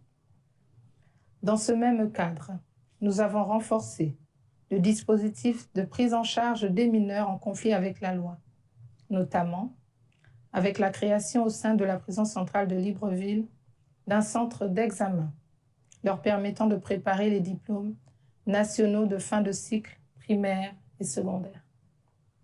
La collaboration avec certains partenaires onusiens, comme l'UNICEF et l'UNESCO, a abouti à la mise en place des programmes de réinsertion des jeunes en fin de peine avec la création d'un centre multimédia et à la réhabilitation de divers ateliers d'apprentissage de métiers. Ces initiatives en faveur des mineurs concernent également les autres détenus, dont les conditions d'incarcération sont améliorées progressivement avec les réhabilitations et extensions en cours et à venir dans différentes prisons du pays. Au-delà de la question des mineurs en conflit avec la loi, nous avons lancé un vaste programme d'établissement des jugements supplétifs d'actes de naissance en faveur de nombreux enfants actuellement sans identité. Madame la Présidente, Mesdames et Messieurs, dans le cadre du suivi de la conférence de Beijing, qui consacre l'égalité des sexes et l'autonomisation de la femme, une stratégie de promotion des droits de la femme et de réduction des inégalités hommes-femmes a été élaborée en 2020. La dite stratégie s'articule autour de 33 mesures à mettre en œuvre sur une période de 3 ans pour l'amélioration des droits de la femme et en faveur de leur émancipation véritable, notamment dans les domaines de la santé, du droit de la famille, de l'éducation, de l'économie et de la politique. Pour ce faire, nous nous sommes résolument engagés dans une réforme de notre corpus juridique, incluant également le renforcement de notre dispositif pénal de lutte contre toutes les formes de violence faites aux femmes. Je ne saurais achever cette allocution sans vous informer des mesures prises par mon pays dans le cadre de la lutte contre la pandémie Covid-19, conformément au droit international de façon proportionnée et limitée dans la durée. Au titre de ces mesures, nous pouvons relever notamment l'adoption de plusieurs mesures sécuritaires et sanitaires en vue de contenir la propagation de l'épidémie, tout en permettant un fonctionnement normal des institutions. L'adoption de mesures sociales en vue de garantir l'accès des populations aux biens de consommation de base et de réduire au maximum les difficultés rencontrées par les couches les plus économiquement fragiles de la société. La mise en place de 41 centres de dépistage, dont un de dernière génération, faisant du Gabon le premier pays où le ratio de dépistage par rapport à la population est le plus élevé sur le continent. Le renforcement des capacités hospitalières pour la prise en charge des personnes infectées. S'agissant spécifiquement de la situation des personnes privées de liberté, le dispositif de riposte à la Covid-19, mis en place dans l'ensemble des prisons et autres lieux de privation de liberté, nous a permis non seulement de parvenir à un résultat de 0 contamination à l'intérieur des lieux de détention, mais aussi d'assurer régulièrement leur comparution devant les juridictions compétentes. Madame la Présidente, Mesdames et Messieurs, je voudrais terminer mon propos en vous rassurant sur la ferme détermination de l'État gabonais à tenir ses engagements en matière de droits de l'homme. Certes, les efforts restent à faire et d'autres mesures concrètes doivent être encore prises, mais notre pays continuera à travailler à rendre effectifs les droits de l'homme et soutiendra toujours toutes les initiatives visant au renforcement de leur protection et de leur garantie. Je vous remercie. Merci, Madame la Ministre. And now I have the honor of inviting His Excellency, Mr. Kasten Nemra, Minister for Foreign Affairs and Trade of the Marshall Islands, to deliver his statement. Mr. Minister, you have the floor. Madam President, Excellencies, greetings and Yopper. The Marshall Islands congratulates Madam President on assuming the leadership of the Human Rights Council. This is a significant moment for the unity and diversity of this council. Voices from our region and from small island developing states must be heard wherever decisions are being made. Securing human rights means making sure that the smallest states, the most marginalized populations, and those with the least resources have the same rights and protection as those with more. This is the perspective the Marshall Islands bring to the Human Rights Council. That is imperative that we champion the rights of all. Madam Chair, we look forward to working with you to bring the spirit of community and cooperation for which the Pacific is known to the halls of Geneva. Inclusivity is fundamental to securing human rights. These rights are universal, and the processes and the institutions that exist to advocate and protect them must be inclusive if they are to succeed. In the last 6 years, we have acceded to 11 human rights instruments and protocols, and our National Human Rights Committee continually monitors our implementation. Madam President, we welcome also the recommendations made by member states during our third UPR review, and we will continue to work to raise our standards and protect our people's rights without exception. We are pleased to note that the process of amending our Constitution is ongoing to establish the Ombudsman's Office, which will play a key role in monitoring, reporting, and implementing human rights in our country. The Marshall Islands has a strong multilineal heritage. It is our firm belief and a bedrock of our culture that we can only succeed in protecting human rights when women and girls' rights are protected as well. Our national efforts are bearing fruit with policies adopted to protect and promote labor, reproductive, and cultural rights of women and girls. As the climate warms, we will continue to fight for their rights as we face key challenges together to ensure no one is left behind. Madam President, Excellencies, as a low-lying atoll nation, climate change is the greatest threat to our human rights. One cannot stand on our shores without understanding the danger that sea level rise poses. It threatens our ability to determine our political future, endangers our culture, and it puts our territory at risk. The Marshall Islands government is working diligently to secure a safe future for our people. We were the first to submit an enhanced national determined contribution and long-term strategy to reduce greenhouse gas emissions and in increasing our resilience to climate impacts. We have been a leader in setting the standard for a green recovery, committing, along with members of the High Ambition Coalition, to allocate at least 60% of recovery spending on green and climate-friendly initiatives. But action at the national level alone is not enough. Large emitters have a responsibility not only towards their own population, but also the population of other nations, whose rights are also being affected. It is the responsibility of all states to adhere to the Paris Agreement goal to keep the temperature under 1.5 degrees Celsius.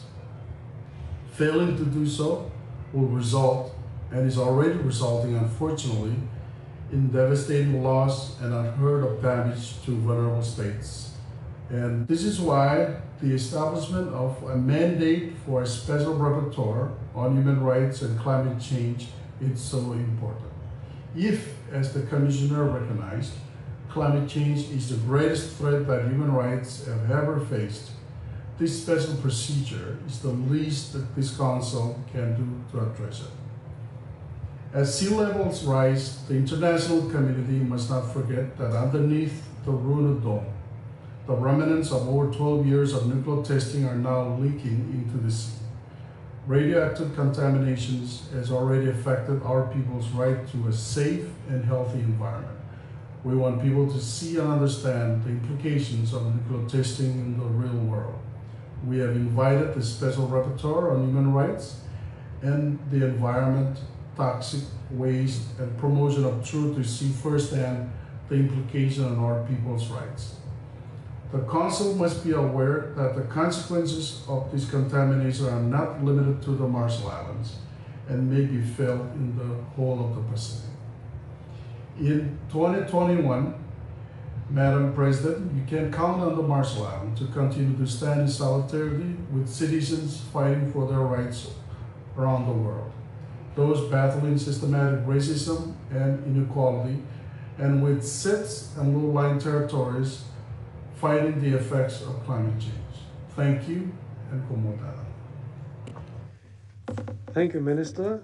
Et maintenant, j'ai l'honneur d'inviter Son Excellence, Monsieur le Jean Belambella, ministre des Relations extérieures du Cameroun, à faire sa déclaration. Monsieur le ministre, vous avez la parole. Madam Director General of the United Nations Office, ladies and gentlemen, all protocol duly respected. President of the Republic of Cameroon, His Excellency Paul Biya, has always considered peace, respect for, and promotion of human rights the cornerstone of his action, both at the domestic and international level. The Republic of Cameroon, a brainchild of the United Nations, is committed to working hand in glove with other states of the world, international organizations, NGOs, and civil society stakeholders who share common values and ideals in a bid for developing initiatives that dignify and ensure the total fulfillment of humanity.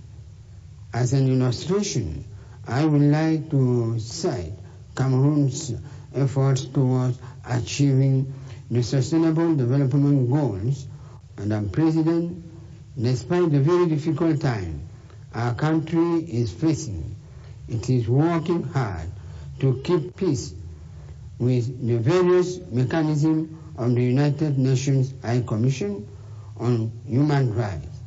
As a matter of fact, be it the various requests of the Council's treaty bodies or the numerous special procedures, the government of Cameroon has always made it a point of honor to do its utmost for the establishment of the truth, a guarantee for the promotion and protection of human rights. Cameroon has been sustaining deep-rooted cooperation with a flurry of non-governmental and civil society organizations.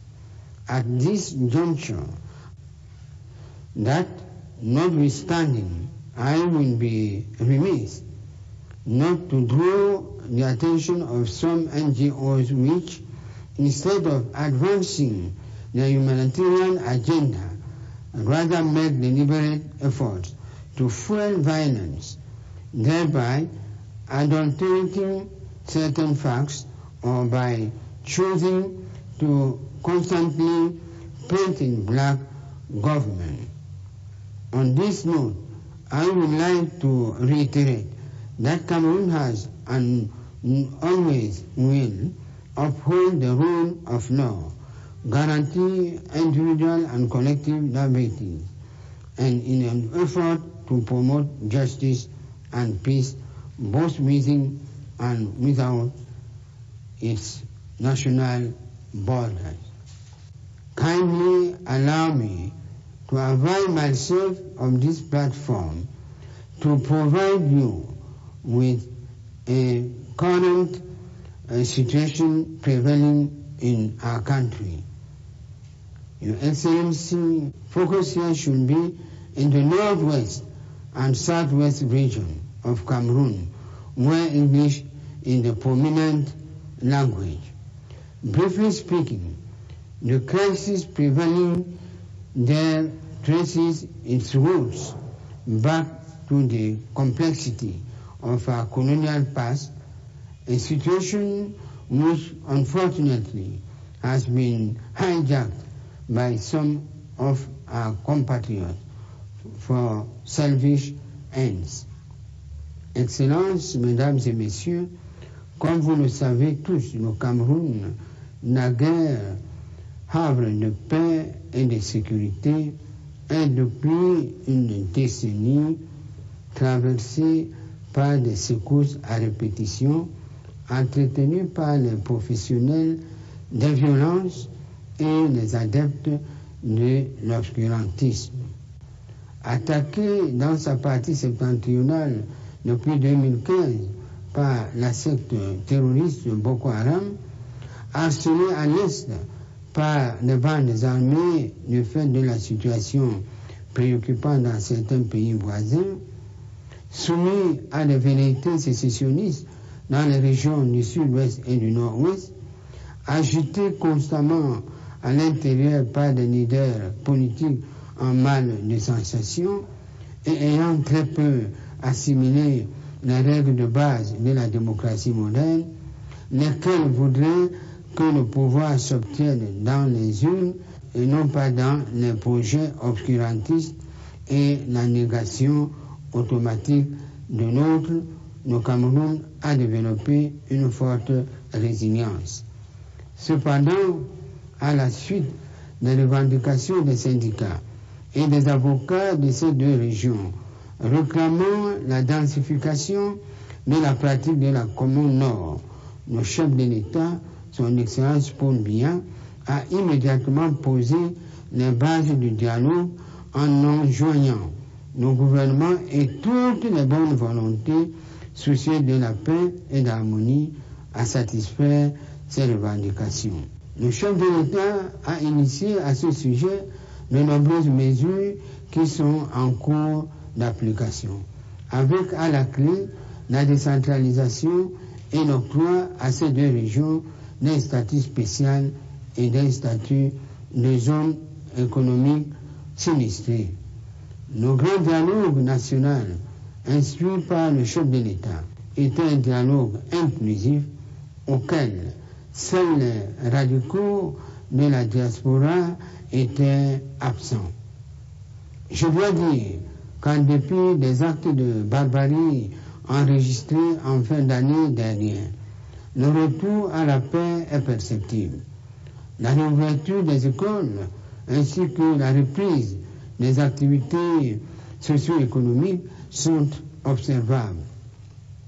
La mise en place d'un plan d'assistance humanitaire au bénéfice des réfugiés et de placés internes, la création d'un comité national de désarmement, de démobilisation et de réintégration des sécessionnistes et terroristes repentis, l'élaboration d'un plan présidentiel de reconstruction et de développement de ces régions étendues à la région de l'extrême nord sont tout autant de mesures qui contribuent à ramener progressivement le sentiment de vivre ensemble. Je saisis cette occasion pour remercier les Nations Unies et tous les autres partenaires, tant bilatéraux que multilatéraux, qui accompagnent le Cameroun dans la résolution de cette crise. Et je tiens à vous rassurer, Madame la Présidente, Excellences, Mesdames et Messieurs, qu'en dépit de ces difficultés, le Cameroun reste et restera toujours ce pays soucieux du respect, de la protection et de la promotion des droits de l'homme. Je vous remercie. Merci. And now I have the honor of inviting His Excellency Mr. Mohamed Siala, Minister for Foreign Affairs of Libya, to deliver his statement. Sir, you have the floor. بسم الله الرحمن الرحيم. السيدة رئيسة مجلس حقوق الإنسان السيدة المفوضة السامية لحقوق الإنسان، أصحاب السعادة والمعالي رؤساء الوفود، الحضور الكرام، بداية يسرني المشاركة معكم في أعمال الدورة 46 لمجلسكم الموقر، وأتقدم بالتهنئة لسعادة السيدة نزهة شميم خان وأعضاء مكتب حقوق الإنسان على توليهم مهام رئاسة المجلس لهذا العام، متمنيا لهم التوفيق في هذه الظروف الاستثنائية التي يمر بها العالم. كما أتقدم بالشكر للمفوضية السامية وبعثة الأمم المتحدة للدعم في ليبيا على دعمها للجهود الوطنية الليبية في المسارات الثلاث: المبعوث، العسكرية والاقتصادية والسياسية. وأنتهز هذه الفرصة لأتمنى كامل النجاح لسعادة السيد يانكوفيتش المبعوث الخاص للأمين العام للأمم المتحدة في ليبيا، ونؤكد على شراكتنا الكاملة مع المجتمع الدولي لإحلال السلام والأمن والعدالة ولمواجهة انتهاكات حقوق الإنسان في العالم وفي منطقتنا وفي دولتنا ليبيا. ونخص هنا دعم مجلسكم الموقر طلب ليبيا تعيين لجنة تقصي الحقائق في قرار مجلس حقوق الإنسان في دورته 43، آملين أن يعمل المجتمع الدولي على تذليل الصعوبات التي حالت دون بدء اللجنة مهامها ميدانيا، وذلك توثيقا لأهمية العمل على المسار الحقوقي لمتابعة ومحاسبة كل من اقترف جرائم ضد الإنسانية وانتهاكات لحقوق الإنسان في ليبيا، وتفادي الإفلات من العقاب تحقيقا لمبدأ العدالة والمساءلة، حيث أن هذا من صميم مهام لجنة تقصي الحقائق التي طالبت بها الحكومة الليبية، وننتظر بدءها في العمل الميداني لما لتأخر هذا العمل من تأثير سلبي على الوضع الحقوقي في ليبيا. السيدة الرئيسة، إن التأثيرات السلبية لانتشار جائحة كوفيد-19 في العالم تستدعي منا جميعا العمل معا بروح المسؤولية والتضامن المشترك لمواجهة تداعياتها، فهذه الجائحة لن تتركنا في سلام ما لم نعمل على توفير كافة وسائل مكافحتها لجميع دول العالم. وقد كان لها تأثيرها المباشر على الوضع الإنساني في ليبيا، خاصة في ظل الظروف الاستثنائية التي نمر بها.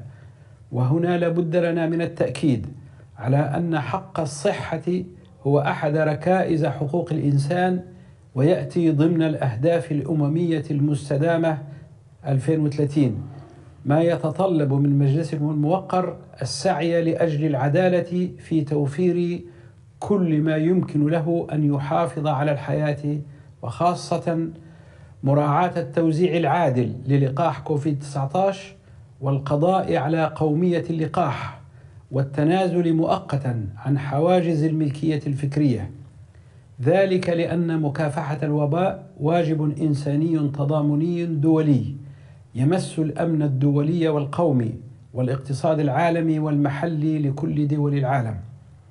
كما أن حماية الكوادر التي تعمل في خطوط الدفاع الأولى وحماية الفئات المستضعفة هو من صميم العمل الحقوقي. وفي هذا الإطار فإن ليبيا تسعى لتوفير اللقاح للنازحين والمهاجرين غير الشرعيين على أراضيها. السيدة الرئيسة، لقد شهدت ليبيا في الآونة الأخيرة تطورات إيجابية على الصعيد السياسي بفضل جهود حثيثة ليبية وتعاون الدول الصديقة ودعم المجتمع الدولي متمثلا في بعثة الأمم المتحدة للدعم في ليبيا. وأغتنم هذه المناسبة لأتوجه بالشكر إلى كل من ساهم في تحقيق هذه التطورات الإيجابية، وأتوجه بالشكر لدولة سويسرا لتسهيل اللقاءات على أراضيها في ظل هذه الظروف العالمية الصعبة.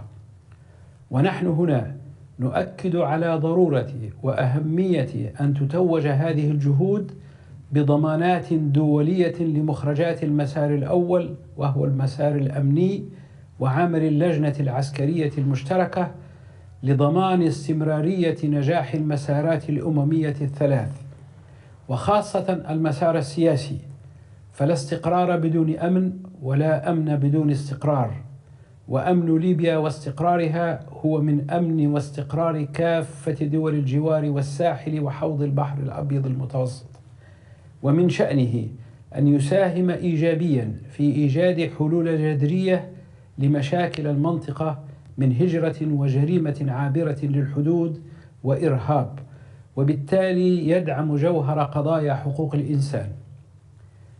جانب آخر أود أن أؤكد عليه من على هذا المنبر، ألا وهو الأهمية القصوى التي نوليها لمسألة استرجاع الأموال المهربة وتأثيرها على حق التنمية للشعب الليبي، كما أؤكد على أهمية حق الدولة في إدارة واستثمار أموالها المجمدة تمهيدا للإفراج عنها لاستثمارها في إعادة الإعمار وإقامة المشاريع التنموية وتعزيز القطاع الخدمي في الدولة، وتحقيق جوانب الأمن والاستقرار والسلام والتقدم المجتمعي. وكذلك نشير في نفس الوقت لآثار ليبيا المهربة وسعينا لاسترجاعها لما لها من قيمة معنوية وتاريخية للشعب الليبي، علاوة على قيمتها التاريخية لتراث البشرية جمعاء. السيدة الرئيسة، نؤكد على أهمية تضافر الجهود لمعالجة والحد من ظاهرة الهجرة غير الشرعية ومحاربة الجريمة المنظمة العابرة للحدود. إن أمن الحدود أصبح اليوم ذا أولوية وأهمية قصوى، وأضحت التحديات التي تواجهنا جميعا بسببه جوهرية، مما يتوجب علينا تبادل الآراء وتوحيد السياسات والشراكة لإيجاد حلول واقعية لهذه القضية الشائكة التي تمس حياة مواطنينا واقتصادنا والأوضاع الأمنية في بلداننا، كما تمس المهاجرين غير الشرعيين، ولذلك وجب التعامل معها من منظور إنساني وتنموي وليس من منظور ضيق أحادي. ونحن على قناعة تامة أنه بالإمكان تحقيق ذلك من خلال وضع خطط تنموية تتمحور حول دول المصدر ودعمها لبناء اقتصاد عادل ولخلق فرص جديدة للاستثمار والعمل لمواطنيها. وفي الختام نؤكد للجميع أن واقع الحال في ليبيا اليوم يتطلب منا العمل الدؤوب للحفاظ على مخرجات حوار برلين والمضي قدما للخروج من المرحلة الانتقالية عبر الوصول لانتخابات برلمانية ورئاسية في نهاية هذا العام. ويتطلب من المجتمع الدولي والأمم المتحدة مضاعفة الجهود لدعم ليبيا على تحقيق الاستقرار على كافة المستويات، بما في ذلك العمل على الحد من التدخل الأحادي في الشأن الليبي ودعم استقرار المنطقة والإقليم، لكي نتمكن من تحقيق هدفنا المنشود في بناء دولة المؤسسات وتعزيز سيادة القانون والعدالة المجتمعية وحقوق الإنسان. أتمنى لكم جميعا كل التوفيق والسداد في أعمال هذه الدورة لتعزيز وحماية حقوق الإنسان. والسلام عليكم ورحمة الله وبركاته. I thank you. Et maintenant, j'invite Son Excellence, Monsieur Jean-Yves Le Drian, ministre de l'Europe et des Affaires étrangères de la République française, à prononcer son discours. Vous avez la parole, Monsieur le ministre. Mesdames et messieurs, 2020 n'aura pas seulement été la première année d'une crise pandémique qui a bouleversé la vie internationale et la vie de nos nations. Cette année fut aussi marquée par une série de régressions considérables pour les droits de l'homme. En Biélorussie, l'aspiration démocratique d'un peuple a été balayée par la violence. Un opposant politique russe a été victime d'une tentative d'assassinat au moyen d'un agent neurotoxique de qualité militaire fabriqué par la Russie. Après avoir frôlé la mort, Alexei Navalny est aujourd'hui en prison. De la région chinoise de Xinjiang, nous parviennent des témoignages et des documents concordants qui font état de pratiques injustifiables à l'encontre des Ouïghours et d'un système de surveillance et de répression institutionnalisé à grande échelle. 10 ans après le début de la révolution syrienne, Bachar el-Assad continue à faire la guerre à son peuple avec le concours de ses alliés. Au Yémen, la population est la première victime d'un terrible conflit qui dure depuis 2015 et elle est aujourd'hui menacée par la famine. Dans de trop nombreuses régions, les possibilités d'expression de la société civile se réduisent en raison des mesures prises par des régimes autoritaires ou qui ne comprennent pas qu'il ne saurait y avoir de stabilité et de développement sans respect des libertés fondamentales et de l'aspiration des sociétés, notamment de la jeunesse, à vivre librement. Cette exigence de vérité, cette exigence d'action, sachez que la France l'apportera dans ce Conseil des droits de l'homme comme dans ses relations bilatérales. Partout, je dis bien partout, aucun pays ne sera exempt de notre attention. Quant au coup d'État militaire survenu au début du mois en Birmanie, inaugure guère mieux pour l'année qui vient de commencer. De manière non moins préoccupante, ces régressions de fait s'accompagnent d'une vague de remise en cause de l'universalité même des droits de l'homme et du système multilatéral que nous avons patiemment édifié pour les défendre et les promouvoir. Nous ne saurions nous y résigner. Ensemble, nous devons faire vivre un multilatéralisme des droits humains exigeant et soucieux de résultats tangibles. Le propre du multilatéralisme, c'est qu'il s'applique à tous. Et la France, je le dis avec humilité, est également prête à travailler avec l'ensemble des acteurs du système de protection des droits de l'homme pour répondre aux critiques qui pourraient nous être adressées. Mais la France entend aussi se mobiliser en faveur du respect universel des droits de l'homme que nous souhaitons décliner en 6 priorités d'action très concrètes au sein de ce Conseil. D'abord, la défense des droits fondamentaux des femmes et des filles. Le droit à la santé sexuelle et reproductive qui fait aujourd'hui l'objet d'atteintes inacceptables partout dans le monde et jusqu'en Europe. Le droit à l'éducation dont les femmes sont souvent les premières à ne pouvoir bénéficier. L'égalité de genre dans toutes ses dimensions et le forum Génération Égalité que nous accueillerons cet été avec le Mexique et que nous organisons avec ONU Femmes sera pour nous l'occasion de relancer la mobilisation sur ces questions fondamentales qui sont au cœur de la diplomatie féministe que je porte. La deuxième priorité que nous porterons à ce Conseil, c'est la protection des défenseurs des droits. Parce qu'ils se battent pour les principes et les valeurs qui nous rassemblent, parfois au péril de leur vie. Nous leur devons notre plein soutien. La France appelait de ses vœux la libération de Loujain Hayatou en Arabie Saoudite. Nous nous réjouissons qu'elle ait eu enfin lieu. Je tiens à redire aujourd'hui notre très vive préoccupation quant à la situation de Nasrin Sotoudeh en Iran. Je tiens aussi à rappeler que certains pays, à commencer par l'Iran, considèrent que les libertés académiques, la liberté de chercher, d'enseigner, de publier, doivent être subordonnées à des approches qui relèvent clairement de la prise d'otage. Je pense évidemment à Fariba Adelka, dont nous continuerons à demander la libération définitive et à le faire sans relâche. Nous œuvrerons aussi en faveur des droits fondamentaux et des libertés fondamentales, car la liberté d'expression et d'opinion, la liberté d'informer et d'être informé, la liberté de manifestation, pour n'en citer que quelques-unes, sont des piliers de la démocratie.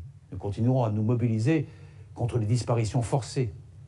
Enfin, 40 ans après l'abolition de la peine de mort en France, nous devons poursuivre nos efforts de conviction pour son abolition universelle au nom de l'idée que nous faisons de la dignité de l'être humain.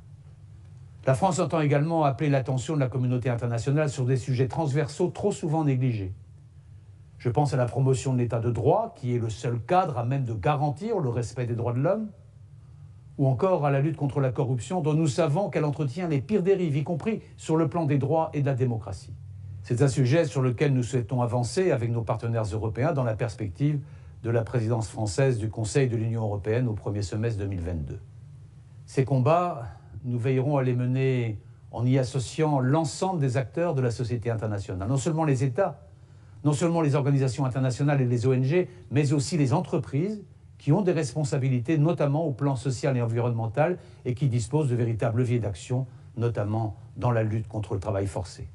Enfin, notre engagement contre l'impunité reste entier. L'absence de sanctions pour les auteurs de violations des droits de l'homme n'est pas uniquement une injustice patente, c'est aussi toujours un signal absolument désastreux. Et je tiens à cet égard à saluer le rôle de la Cour pénale internationale et à adresser un message de soutien à son nouveau procureur, Karim Khan, qui devra mener à bien la modernisation de cette institution indispensable. Outre la lutte contre l'impunité dans le cadre des juridictions internationales et de nos juridictions nationales, nous entendons agir dans le cadre de l'instrument des sanctions, aussi bien aux Nations Unies que dans le cadre de l'Union européenne. Nous l'avons déjà fait, par exemple, en agissant avec nos partenaires pour placer sous sanction des trafiquants d'êtres humains en Libye. Nous entendons poursuivre et intensifier ces efforts. Mesdames et messieurs, la France est très fière d'être de retour au sein de ce Conseil des droits de l'homme que nous voulons contribuer à renforcer, puisque l'efficacité de notre action collective en dépend. Il est évident qu'il doit disposer d'un financement adapté à l'importance de sa mission. La suppression des débats généraux de la session de juin, faute de budget, n'est tout simplement pas acceptable, pas plus que les atteintes au multilinguisme au nom de restrictions budgétaires. L'enjeu, c'est aussi de travailler différemment pour éviter que le Conseil ne se disperse. Le Haut-Commissariat aux droits de l'homme peut nous aider à éviter cet écueil et la France renforcera le soutien qu'elle lui apporte, y compris au plan financier. Siéger dans cette enceinte, chers amis, ce n'est pas seulement un honneur que nous mesurons, c'est aussi et surtout une responsabilité que nous sommes déterminés à assumer pleinement. Je vous remercie. Je remercie Monsieur le ministre des Affaires étrangères de la France. Et maintenant, j'invite Son Excellence Monsieur Luigi Di Maio, ministre des Affaires étrangères et de la coopération internationale de l'Italie, à prononcer son discours. Vous avez la parole, Monsieur le ministre. Signora Presidente, illustri delegati, sono onorato di rivolgermi al Consiglio dei diritti umani delle Nazioni Unite in nome del governo italiano. Nel secondo dopoguerra l'Italia, riannodando il filo della storia che l'aveva eletta culla dell'umanesimo durante il Rinascimento, ritrovò nella scelta democratica quella stessa ispirazione morale e con essa l'adesione a principi e valori irrinunciabili che ci impongono di promuovere e proteggere ovunque la dignità dell'essere umano. Il perimetro di questa costante opera di promozione e protezione evolve di pari passo con i mutamenti sociali, le sensibilità e il progresso tecnologico che oggi introduce il tema di garantire i diritti umani online tanto quanto offline.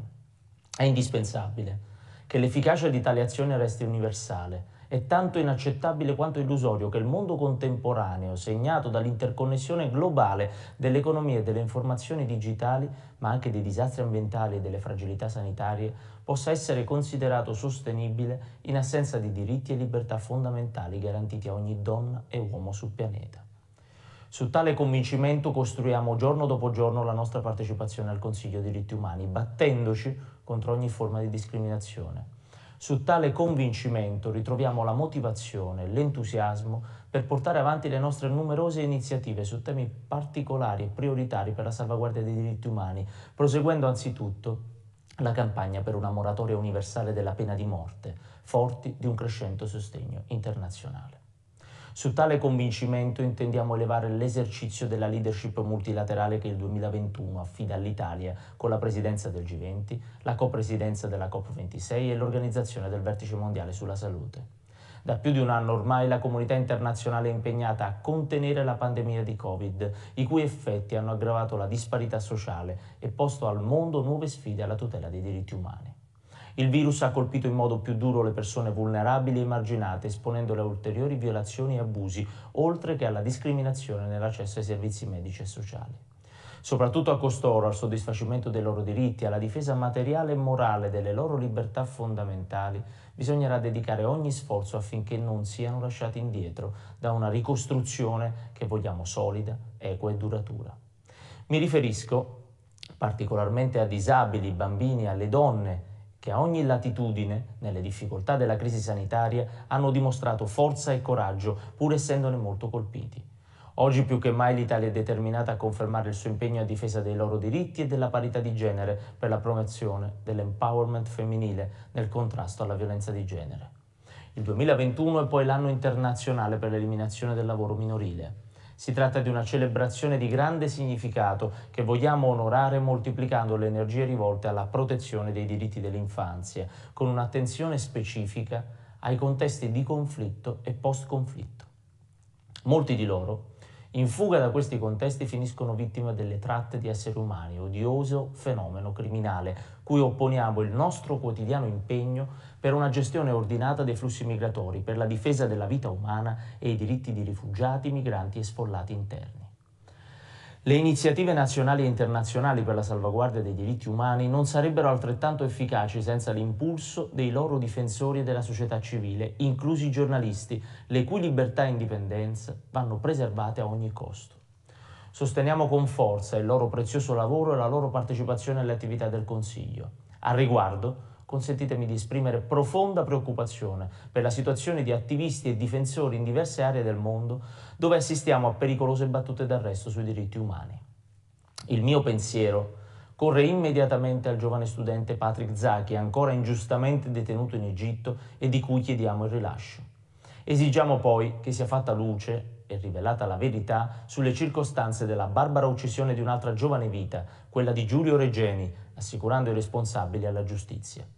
Sollecitiamo ancora una volta il governo egiziano a garantire il pieno rispetto dei diritti e delle libertà sanciti nella sua Costituzione e affrontare altri presunti casi di sparizione forzata. Considero ancora allarmante la situazione umanitaria dei diritti umani in Libia. L'Italia invita tutti gli attori coinvolti a porre fine a intollerabili impunità, ribadendo il sostegno alla missione indipendente di accertamento dei fatti istituita dal Consiglio. Rimaniamo poi molto preoccupati per le gravi violazioni dei diritti umani in Bielorussia. Pochi giorni fa, all'ultimo Consiglio Affari Esteri dell'Unione Europea, tutti i ministri degli Stati membri hanno anche condiviso sentimenti di apprensione per la riduzione dello spazio per i diritti civili e politici in partner europei chiave come la Federazione Russa e in Cina con gli sviluppi della situazione di Hong Kong. In Myanmar condanniamo con fermezza il recente colpo di Stato, esortando il regime militare ad astenersi da ulteriori violenze, ripristinare il rispetto dei principi democratici e dello Stato di diritto, garantire i diritti umani e le libertà fondamentali. Osserviamo infine con crescente inquietudine le evidenze della difficile situazione umanitaria e dei diritti umani in Yemen e nella regione etiopica del Tigre. Signora Presidente, illustri delegati, i diritti umani hanno bisogno di essere promossi e protetti in tutto il mondo. In questa lotta, che non ammette pause né compromessi, l'Italia è ben consapevole della necessità di affrontare sempre nuove sfide, inclusa quella ambientale. Ritengo infatti che il progresso e il benessere sociale debbano conciliarsi con la protezione di un ecosistema salubre, esso stesso un diritto essenziale per tutta l'umanità. Al G20 e nella COP26 l'Italia dedicherà la massima attenzione alle iniziative di coordinamento internazionale per contrastare l'impatto del cambiamento climatico, la perdita di biodiversità e il degrado ambientale, consapevoli delle loro ripercussioni sull'effettiva salvaguardia dei diritti dell'uomo. L'Italia, convintamente vocata al multilateralismo, continuerà a ricercare dialogo e cooperazione internazionali per portare avanti priorità che considera nell'interesse di tutta l'umanità. Crediamo nel ruolo di questo Consiglio, sosteniamo l'Alta Commissaria e il suo ufficio, le procedure, gli organi e gli altri meccanismi per i diritti umani. L'Italia continuerà a sostenerli e mantenerli al centro della sua politica estera. Grazie a tutti e buon lavoro. I thank you. And now I have the honor of inviting His Excellency Mr. Menardo Guevara, Minister of Justice of the Philippines, to make his statement. You have the floor, sir.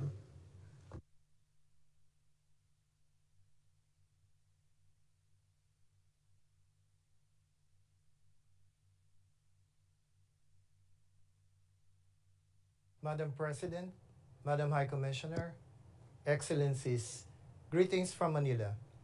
Last year, I shared before this Council the commitment of the Philippines to uphold human rights, the rule of law, and the democratic form of governance. Today, I provide updates on our efforts to further promote and protect the human rights, security, and well-being of our people. As a response to the COVID-19 pandemic, the Philippines launched the largest emergency subsidy program in its history to support vulnerable sectors. These include low-income households, older persons, women and children, displaced migrant workers and their families, indigenous peoples, and persons with disabilities. The government of the Philippines welcomed the constructive approach in Human Rights Council Resolution 45/33, adopted on 7 October 2020. Since its adoption, we have engaged actively and openly with the UN to support the development of the Technical Cooperation Program referred to in the UN resolution, the UN Joint Program on Human Rights. The UN in the Philippines has held a series of consultations with government actors, the Commission on Human Rights, and civil society. Based on these consultations, the Secretary of Justice, the Secretary of Foreign Affairs, the Chairperson of the Commission on Human Rights, and the UN Resident Coordinator endorsed on 27 November a core matrix setting out key directions for the program, aligned with the 6 areas in the resolution. The UN entities involved, the Office of the High Commissioner for Human Rights, the UN Office for Drugs and Crimes, the UN Office of Counterterrorism, are each contributing with their respective expertise. Although we have yet to formally sign the project document in the coming weeks, I have the pleasure to announce that a few activities that are part of the program have already started, notably the holding of a Human Rights Summit last 7 December. The Philippine government will continue this path of constructive engagement and regularly inform member states and stakeholders of the progress of the joint program. Excellencies, peace, justice, and human rights are interrelated pursuits. An integral part to the Philippine commitment to human rights is the continuous strengthening of its domestic accountability mechanisms. This, while standing firm on the President's promise to protect the nation from illegal drugs, a campaign widely supported by our people. In June of last year, I announced the creation of an interagency review panel that would re-examine cases of anti-illegal drug operations where deaths occurred.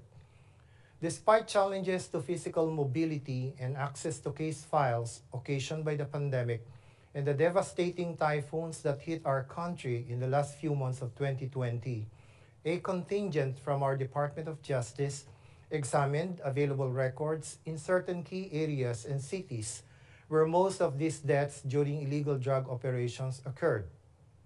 Our initial and preliminary findings confirm that in many of these cases, law enforcement agents asserted that the subject of the anti-drugs operations resisted arrest or attempted to draw a weapon and fight back. Yet, no full examination of the weapon recovered was conducted, no verification of its ownership undertaken, and no request for ballistic examination or paraffin test was pursued until its completion. It was also noted, among others, that in more than half of the records reviewed, the law enforcement agents involved failed to follow standard protocols pertaining to coordination with other agencies and the processing of the crime scene. We have referred these initial findings to our national police authorities, and we have been informed that the appropriate internal investigation of thousands of these incidents had been conducted, and scores of police officers had been recommended for administrative and criminal action. It is now the immediate task of the review panel to ensure that these recommendations have been acted upon and carried out by the proper disciplinary authorities, and that measures are adopted to minimize loss of lives during legitimate law enforcement operations against illegal drugs. Excellencies, during the 44th session of this Council, our country also undertook to engage more closely with our Commission on Human Rights. In pursuit of this commitment, we have initiated discussions with the CHR on how we could collaborate in the work of the Interagency Committee on Extralegal Killings, Enforced Disappearances, Torture, and other grave violations of the right to life, liberty, and security of persons, more particularly in case build-up and evidence gathering. We have also agreed to work together for the early passage of a law that will establish our national preventive mechanism, as mandated under the optional protocol to the Convention Against Torture. In closing, the Philippines strongly emphasizes that its legal and judicial system and domestic accountability mechanisms are functioning as they should. We reject any attempt by any external entity to assume jurisdiction over internal matters which are being addressed more than adequately by our national institutions and authorities. Excellencies, global threats such as illegal drugs, terrorism, and the COVID-19 pandemic pose common challenges that the world community must confront together to overcome. We enjoin this Council to uphold the primacy of dialogue and cooperation as it carries out its important mandate and noble duty to the community of nations. Thank you. I thank you. And now I have the honor of inviting His Excellency Mr. Ali Bagheri-Kani, Deputy of International Affairs of the Judiciary of Iran and Secretary of the High Council for Human Rights of the Islamic Republic of Iran, to deliver his statement. You have the floor, sir. Bismillah ar-Rahman ar-Rahim. In the name of God, the Compassionate, the Merciful. At the outset, I would like to express my congratulations to Her Excellency, Madam Ambassador Nozhat Shamim Khan, on her election as the President of the Human Rights Council. Madam President, Your Excellencies, ladies and gentlemen, I would like to appreciate the efforts of the international community in eliminating racism and structural discrimination, as well as welcoming the Durban Declaration and Program of Action. The Islamic Republic of Iran, as a country interacting with international mechanisms, fully adheres to the rights of every human being, not merely because of its international obligations, rather because of its underlying commitments that are rooted in the Islamic thought. 15 years ago, the UN member states restructured the Human Rights Commission into the Human Rights Council, aiming at further protection and promotion of human rights and dignity, free from any selective, politicized, or instrumental approaches to gender, ethnicity, and religion, the importance of which is increasingly unfolding, and it necessitates adherence and contribution of all member states, particularly at this time of coronavirus outbreak. Excellencies, ladies and gentlemen, in recent years, the Iranian nation has paid the highest price to defend its rights and rights of other human beings, and it has been at the forefront of the victims of the crimes of terrorism and the sanctions. The martyrdom of 17,000 innocent people by the notorious MKO terrorist group, a group which was not only removed from the list of terrorist organizations with the impunity granted by some Western countries, but also has been praised by a number of those countries for its terrorist attacks. The assassination of the greatest defender of the right of nations in the region against terrorism, General Qasem Soleimani, by the US regime, and the assassination of our scientists of the field of peaceful nuclear science and technology, including martyr Mohsen Fakhrizadeh, by the Zionist regime, are but a portion of expenses paid by the Iranian people in the fight against terrorism. I speak of a nation whose absolute right, including the right to health, the right to food, the right of access to humanitarian aid, and the right of access to peaceful nuclear technology, have been grossly violated by the illegal sanctions imposed by the US regime and its implementations by a number of Western countries. But there is much be regretted that those very countries which have violated the right of the Iranian people are today claiming to defend the rights of people. The countries which aspire no effort to disrupt the Iranian nation's access to science and technology, the countries which, despite their dark history of equipping the dictator Saddam Hussein with chemical weapons and seeking to deprive the Iranian nation of its rights to self-defense, the countries which have even refused to sell Mepilex wound dressing for the treatment of children suffering from the painful butterfly disease, how could they claim protecting the rights of the Iranian people and claim to be sympathetic to human rights?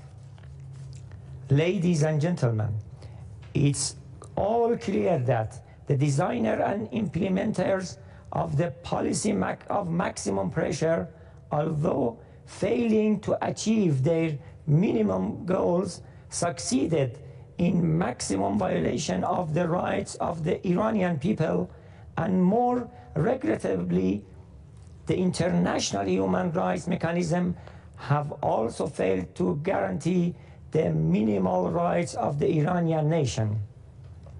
Although, according to the UN Charter, the cruel sanctions of the US regime constitute a blatant violation of international law, the arbitrary detention and mistreatment and even physical and psychological torture of Iranian citizens by countries claiming to protect human rights under the pretext of circumventing illegal sanctions is a double violation of the rights of the Iranian people, which is still ongoing. It is discussing that the countries which accuse the Islamic Republic of Iran of human rights violations with their politicized votes are the same countries that violate the rights of the Iranian people through their illegal acts, including sanctions and assassinations. Ladies and gentlemen, in conclusion, emphasizing the genuine will of the Islamic Republic of Iran to play an effective role in the human rights mechanisms, I would like to reiterate that the practical protection and promotion of human rights depends on the administration of justice for the perpetrators and deputies of the crimes of terror and sanctions. Hence, the Human Rights Council is highly expected in the age called as the age of accountability and responsibility to find the facts on terror and sanctions free from any politicized approach and facilitate and prepare the ground to bring perpetrators of crimes of justice and to fight against impunity.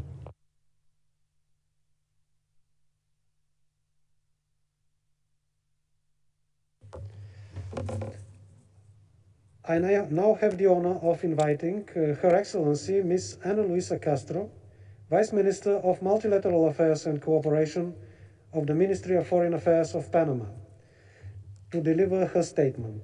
Madam, you have the floor.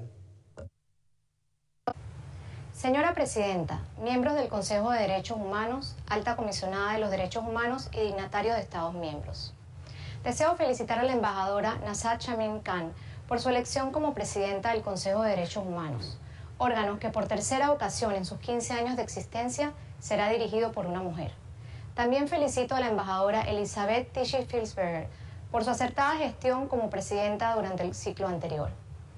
La República de Panamá se hace presente en este 46º periodo ordinario de sesiones para dar testimonio del compromiso con el Consejo de Derechos Humanos y manifestarles que nuestra prioridad es promover y proteger los derechos humanos de todas las personas. Como un país de convergencias y desmilitarizado por la voluntad popular, Panamá tiene una amplia tradición de promoción del diálogo, búsqueda del consenso y la mediación como mecanismo para la resolución de conflictos tanto a nivel nacional como internacional.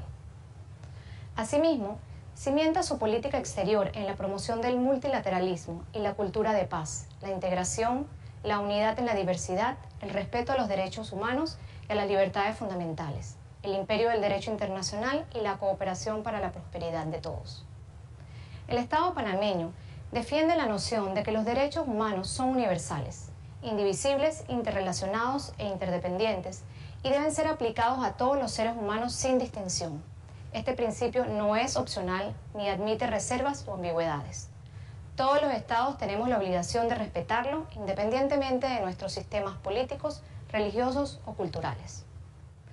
Durante el 45º periodo de sesiones del Consejo de Derechos Humanos, Panamá, junto a Bahamas, Barbados, Jamaica y Nicaragua, denunciamos el impacto negativo de las listas discriminatorias en el disfrute de todos los derechos humanos, particularmente los derechos económicos, sociales y culturales, y el derecho al desarrollo. Panamá rechaza la adopción de listas contra cualquier país en medio de la pandemia, porque constituyen una acción incompatible con el principio de solidaridad y cooperación internacional, que debe orientar las acciones comunes en esta coyuntura. Reiteramos nuestro llamado a la alta comisionada y a los procedimientos especiales para que examinen esta cuestión dentro del ámbito de sus respectivos mandatos. Reconocemos el papel crucial del examen periódico universal y los procedimientos especiales del Consejo de Derechos Humanos en el pleno respeto y disfrute de los derechos humanos y las libertades fundamentales por todos, principalmente los grupos más vulnerables, para garantizar el Estado de Derecho, prevenir las violaciones de derechos humanos, brindar asistencia a las víctimas y la rendición de cuentas. Es de gran importancia para nosotros que este órgano funcione a su máximo potencial y cumpla con éxito su mandato para la protección efectiva de los derechos humanos. En ese sentido, continuaremos defendiendo su institucionalidad y autoridad y buscaremos consolidar al Consejo como el principal órgano de derechos humanos del sistema de las Naciones Unidas en el proceso 21-26. El Consejo de Derechos Humanos ha puesto a prueba su capacidad de respuesta ante situaciones de emergencia, incluso en contexto de pandemia, mediante la convocatoria de sesiones especiales y debates de urgencia, por lo que resulta imperativo fortalecer los procedimientos de alerta temprana y reconocer el rol de la prevención para evitar que se cometan violaciones graves y sistemáticas. Debemos redoblar nuestros esfuerzos para lograr un impacto real en el terreno y hacer más accesibles las labores del Consejo, especialmente para las personas con discapacidad, aprovechando las nuevas tecnologías y plataformas, teniendo presente las necesidades de abordar las brechas digitales existentes. Acompañamos la labor desempeñada por la alta comisionada Michelle Bachelet y su oficina en apoyo de los mecanismos internacionales de derechos humanos y en las esferas del desarrollo, la paz y la seguridad, la no discriminación, la rendición de cuentas y la participación, así como los esfuerzos desplegados para asegurar que los derechos humanos estén en el centro de la respuesta a la crisis del COVID-19. Respaldamos el llamado a la acción para los derechos humanos del Secretario General, el cual, a través de un plan de 7 puntos, allana el camino para que los presentes y futuras generaciones podamos ser efectivamente libres e iguales en derechos y dignidad. En particular, hacemos eco al llamado del Secretario General para la prohibición global sobre los sistemas de armas autónomas letales. También continuaremos trabajando por la defensa de los derechos de todas las personas, la erradicación de la pobreza y el trabajo infantil, la abolición de la pena de muerte, la protección de las personas afectadas por la violencia armada y la delincuencia organizada, así como la promoción del espacio de la sociedad civil, el Estado de Derecho, la institucionalidad democrática, la cooperación técnica y que el disfrute de todos los derechos humanos se extienda a la utilización de las nuevas tecnologías de la información.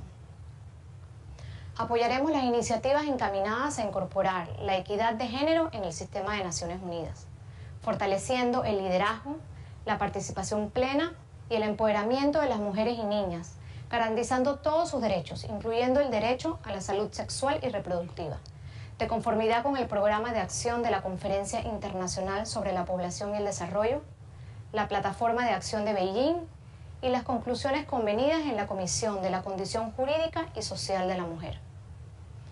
En cuanto al medio ambiente, la República de Panamá respaldará las resoluciones que tengan como fin el reconocimiento del derecho a un medio ambiente sin riesgos, limpio, saludable y sostenible, así como el establecimiento de un nuevo procedimiento especial sobre derechos humanos y cambio climático. Panamá está firmemente comprometida con la lucha contra la corrupción, el terrorismo, el blanqueo de capitales, la evasión fiscal, los flujos ilícitos y con la promoción de la buena gobernanza, en línea con los acuerdos multilaterales y las resoluciones de las Naciones Unidas, respetando los valores y principios compartidos en la Agenda 2030 para el Desarrollo Sostenible y la Agenda de Acción de Addis Abeba. Muchas gracias. Muchas gracias, señora ministra. Now, next on my list is Her Excellency Ms. Gillian Triggs, Assistant High Commissioner for Protection of the Office of the United Nations High Commissioner for Refugees, to whom I give the floor for delivering her statement. Madam, you have the floor. Madam President, Your Excellencies, ladies and gentlemen, the United Nations Refugee Agency welcomes the opportunity to speak to the Human Rights Council segment on the rise of racism, xenophobia and discrimination, an issue that has captured global attention at this time of COVID and the Black Lives Matter campaign. It might be asked, why would the United Nations Refugee Agency have any particular interest in racism, xenophobia and discrimination? And the answer is, sadly, a simple one. At least 80 million people who've been forcibly displaced across national borders or are displaced within their own countries are especially vulnerable to the effects of racist practices, hate speech, and social isolation. 80 million people, a majority of whom are children, is an unfathomable number that is unprecedented and rising sharply. Despite the United Nations Secretary General's plea for a global ceasefire, intercommunal conflict and violence fueled by racism, discrimination and xenophobia have driven unprecedented numbers of people from their homes and communities, compounding other root causes of flight: inequality, gender-based violence, statelessness, and environmental degradation. UNHCR is well placed to observe the damaging effects of racism from our 500 or so emergency operations in the field. They bear witness to the impact of these instances of xenophobia and stigmatization and discrimination. For, as we know, words matter. They lead to the denial of access to health, water, food, education, and legal services for vulnerable people and marginalized groups, including asylum seekers, refugees, and the 45 million or so displaced in their own country. Since the beginning of the pandemic, UNHCR has monitored the impact of COVID-19 on refugees and displaced people. By the end of January this year, 46 of our operations throughout the world reported instances of discrimination, stigmatization, or xenophobia, including through local media and some government officials who've attempted, against all the evidence, to link the spread of the coronavirus to the presence of foreigners in the country, especially those seeking asylum. These findings are available online through UNHCR's Global Protection Forum. The inescapable facts are that under the veil of COVID-19, xenophobia, racism, stigmatization are on the rise, pushing ostracized and vulnerable groups further into the margins of society. Too many nations have closed their borders completely to asylum seekers in the name of public health, denying them their right to seek asylum, pushing them back from frontiers and returning them to places of violence and persecution, excluding them from integration in host communities by denying access to employment, education, and social services. Some nations have even denied access to vaccines. All such exclusionary policies are contrary to the long-recognized principles of refugee and human rights law. Ironically, as we celebrate the 70th anniversary of the signing of the 1951 Refugee Convention. Such policies and practices of discrimination and exclusion based on race and ethnicity are fueling this humanitarian and health crisis. The pandemic has also threatened social and economic rights of the most vulnerable. As stressed by the Madam Chair during her inaugural speech, while the virus does not discriminate, its impacts certainly do. As refugees and those displaced often depend upon the informal economy, they have been among the first to feel the economic impacts of lockdowns. Many have lost their jobs, been evicted from their homes, and their children have been out of school for many months. The pandemic disproportionately affects people who are already vulnerable due to age, gender, disability, ethnicity, displacement status, or belonging to marginalized and discriminated groups. Discrimination is also a recurring reason for the denial or deprivation of nationality and is often a contributing factor to statelessness. In all these ways, the cumulative impact of COVID has created a global protection crisis for refugees, internally displaced people, and those who are stateless. Madam President, despite these alarming trends, there are indications of a growing momentum to face and tackle racism, xenophobia, and discrimination. The United Nations Refugee Agency hopes to support this momentum with our recently issued guidance on racism and xenophobia. The guidance provides practical examples of best practices in our operations throughout the world, and of course with UNHCR's work with our partners, with states and civil society, international financial institutions, the business community, scholars, religious leaders, and of course with our fellow UN humanitarian agencies, such as the Office for the High Commissioner for Human Rights. So we work together to counter racism in practical and concrete ways. We've learned many lessons responding to COVID. We've observed the practical value during the pandemic of working with local communities, with mayors and municipal authorities, with faith-based groups, and of course with refugees themselves. These communities at the local level stay and deliver. They work to promote social harmony and to provide services where they're most needed. It's been inspiring to see refugees and other people displaced rising to the challenge as health professionals, reinforcing stretched national workforces, providing care and saving lives in their host communities. These positive examples stand in contrast to the misinformation, stigmatization, and discriminatory attitudes voiced in some countries where refugees have been blamed without foundation for the spread of the virus.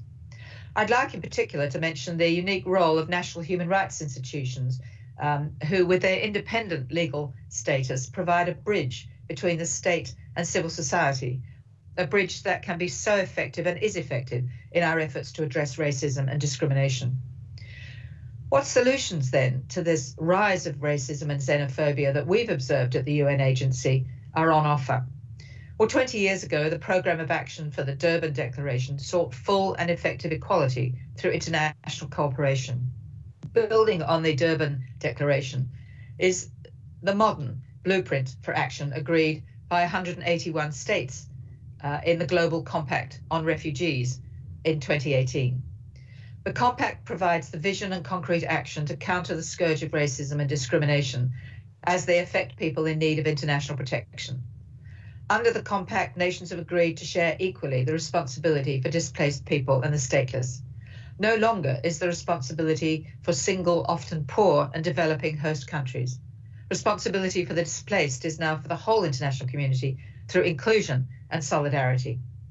The United Nations Refugee Agency stands ready to work with governments and national authorities to combat racism, especially where it affects those forcibly displaced. The fight against racism and discrimination must, of course, start within the United Nations itself. And the UN Refugee Agency is taking a hard look at our own biases, barriers to employment practices and cultures that can entrench racism in our work for people that we're mandated to serve. Madam President, as COVID illustrates, full inclusion is the key to stemming the pandemic.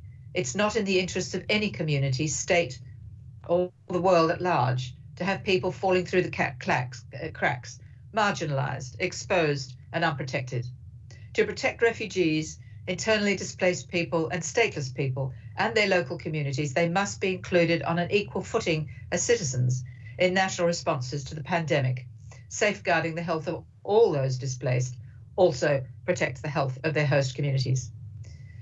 The pandemic has shown us, as almost no crisis can, the vital importance of collective, concrete actions to protect the most vulnerable. Just like the climate emergency, poverty, conflict, and equality, the pandemic has confirmed what we already know, the importance of working together, of sharing responsibilities for those in need of protection. The pandemic has confirmed that health and all social services must meet the needs of us all, not just a few. Thank you very much. I thank you. And now I have the honor of inviting Her Excellency Ms. Jan Beagle, Director General of the International Development Law Organization, to deliver her statement. You have the floor, Madam. Madam President, Excellencies, distinguished delegates, colleagues and friends. As the Director General of the International Development Law Organization, the only global intergovernmental organization devoted solely to advancing the rule of law and access to justice, it is an honor to address the Council at this critical moment. IDLO works in every region of the world, including in some of the most fragile contexts, where justice and the rule of law are most at risk, where rights are under threat, serving the most vulnerable among justice seekers. We have witnessed the tremendous damage and human suffering wrought by COVID-19, particularly for those already living in conditions of inequality, insecurity, and injustice, and the long-term implications this has for human rights and the rule of law. The world was ill-prepared for the pandemic. Even before most of us had heard of the coronavirus, we were living in a state of profound fragility and inequality. There was a growing backlash against human rights and the internationally accepted norms of the rule of law. Increasing numbers of countries were looking to go their own way, shifting away from the principles of multilateralism and solidarity. The Secretary General highlighted these troubling trends only last month when he said, "Human rights are the object of a concerted attack." Well before the pandemic, human rights were facing growing pressures. The rule of law was being challenged by weak justice systems. And yes, the crisis is exploiting and exacerbating these pre-existing structural inequalities and fault lines in societies around the globe. The Human Development Report and many other sources have documented the worrying reversals in progress across many different dimensions of development. Yet this need not be the case. The crisis can be a moment of truth, a once-in-a-generation opportunity to confront the gaping inequalities that shape the lives of too many, to strengthen the constitutional and legal architecture of government institutions, and to reaffirm states' commitment towards peaceful, just, and inclusive societies based on human rights and the rule of law. Now more than ever, governments and the international community must work together to strengthen the rule of law as the fundamental means by which to protect and promote human rights. I would like to thank High Commissioner Bachelet for her steady hand throughout these extraordinary times and for her strong voice for a human rights-based approach to tackling the pandemic. I also congratulate Ambassador Nazhat Khan as she begins her term as President of the Human Rights Council. Her extensive experience in the justice sector, including as the first female High Court judge in her country, will be invaluable in guiding the work of the Council at this critical juncture. It is also a pleasure to see a woman from the Pacific in this important role. IDLO is committed to doing its part. Around the world, we are supporting our partners to respond to their emerging justice challenges and laying the groundwork for a more just and sustainable recovery. IDLO is focusing on 3 priority areas where we see the greatest need and where we can contribute most effectively to the global response to COVID-19. First, we're helping countries to strengthen their legal and policy frameworks so they can better manage the pandemic while respecting the rule of law and protecting human rights. In cooperation with WHO, IDLO is carrying out programs in Africa to support governments in pandemic preparedness and response, and specifically to help strengthen legal frameworks related to the international health regulations.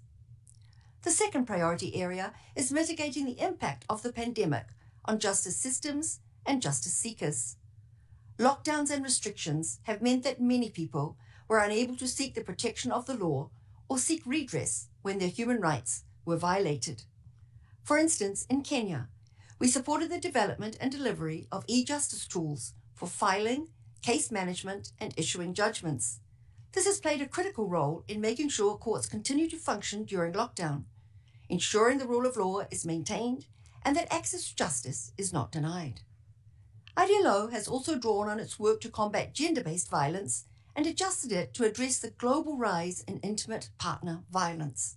In Mongolia, for example, we are supporting shelters for victims and helping strengthen the capacity of national partners to provide information and support on domestic violence through web chats and hotlines. Thirdly, we continue to advocate for the urgent need for continued adherence to the rule of law amid a trend of rising authoritarianism and diminishing civic space. In this context, we are organizing in April together with Italy and UNDESA, a multi-stakeholder conference to help catalyze progress on SDG 16 and the entire 2030 agenda. I would welcome all of you to participate. Madam President, the link between the rule of law and human rights, good governance, and sustainable development is incontrovertible. IDLO's new strategic plan strengthens our commitment to the human rights-based approach with renewed emphasis on promoting people-centered justice. We welcome the Council's increasing focus on the rule of law and look forward to further expanding our cooperation with you in its implementation. An opportunity to do so will be at the Forum on Human Rights, Democracy and the Rule of Law. IDLO is working with the Office of the High Commissioner for Human Rights to convene thought leaders and experts in March to help generate ideas for the forum's theme of equal access to justice for all, a necessary element of democracy, rule of law, and human rights protection. IDLO is committed to working with you to help narrow the gap between aspiration and action on human rights and to help make them a reality for all. Thank you. I thank the Director General of IDLO. Next on my list is Her Excellency Ms. McTaylor, Secretary General of the Pacific Islands Forum. I have the honor of giving her the floor for delivering her statement. You have the floor, Madam. Madam President, Your Excellencies, ladies and gentlemen, thank you for the opportunity to deliver a statement on behalf of the Pacific Island Forum Secretariat. The Pacific Islands Forum brings together 18 member states to protect the people, place, and prospects of our blue Pacific continent. My statement today will highlight 3 Forum leaders' priorities: COVID-19 response and recovery, the climate change crisis, and human rights in West Papua. Your Excellencies, Forum leaders have recognized COVID-19 as a major crisis for our Blue Pacific region and are deeply concerned about its effects across the globe. Our member states acted quickly to restrict the spread of COVID-19, putting in place exceptional national response measures and establishing the Pacific Humanitarian Pathway on COVID-19.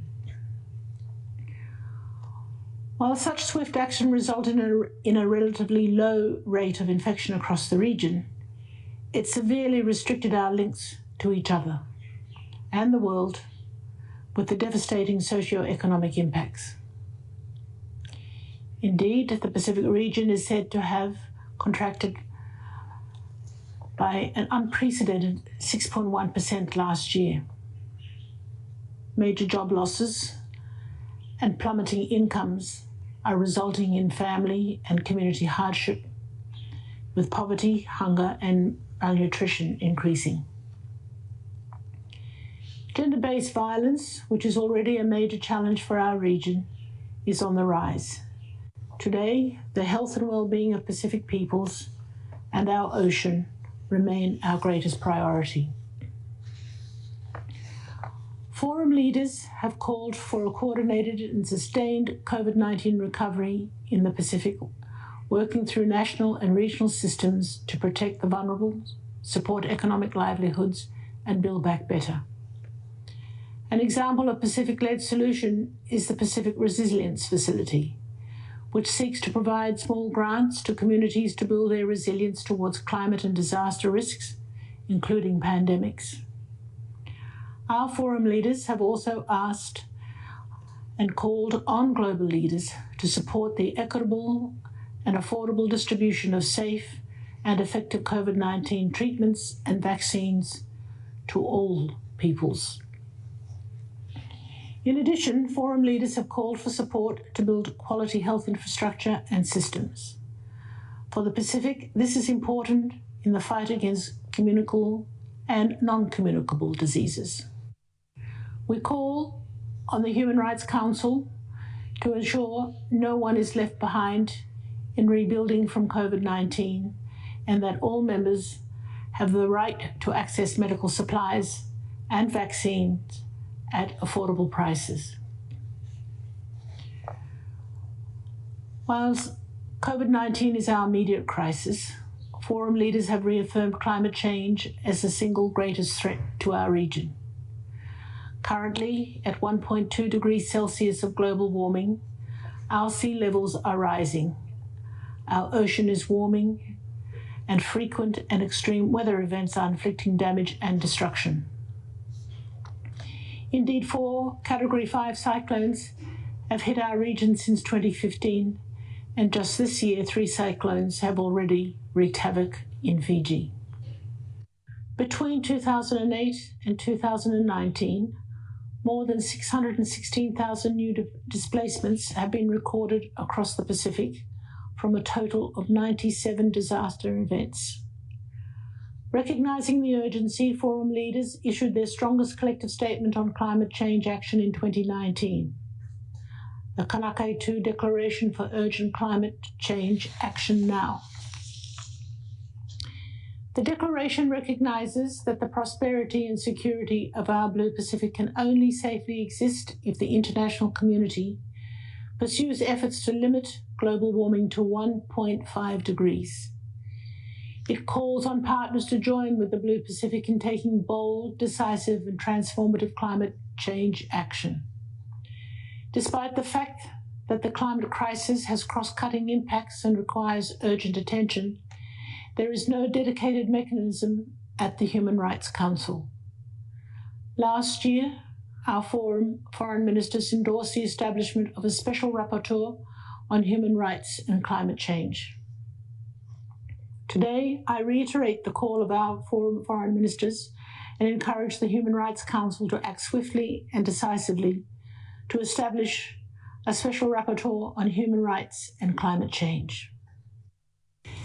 Your Excellencies, the violent conflict and subsequent human rights violations in West Papua has been a concern for the Pacific Island Forum leaders for over 20 years.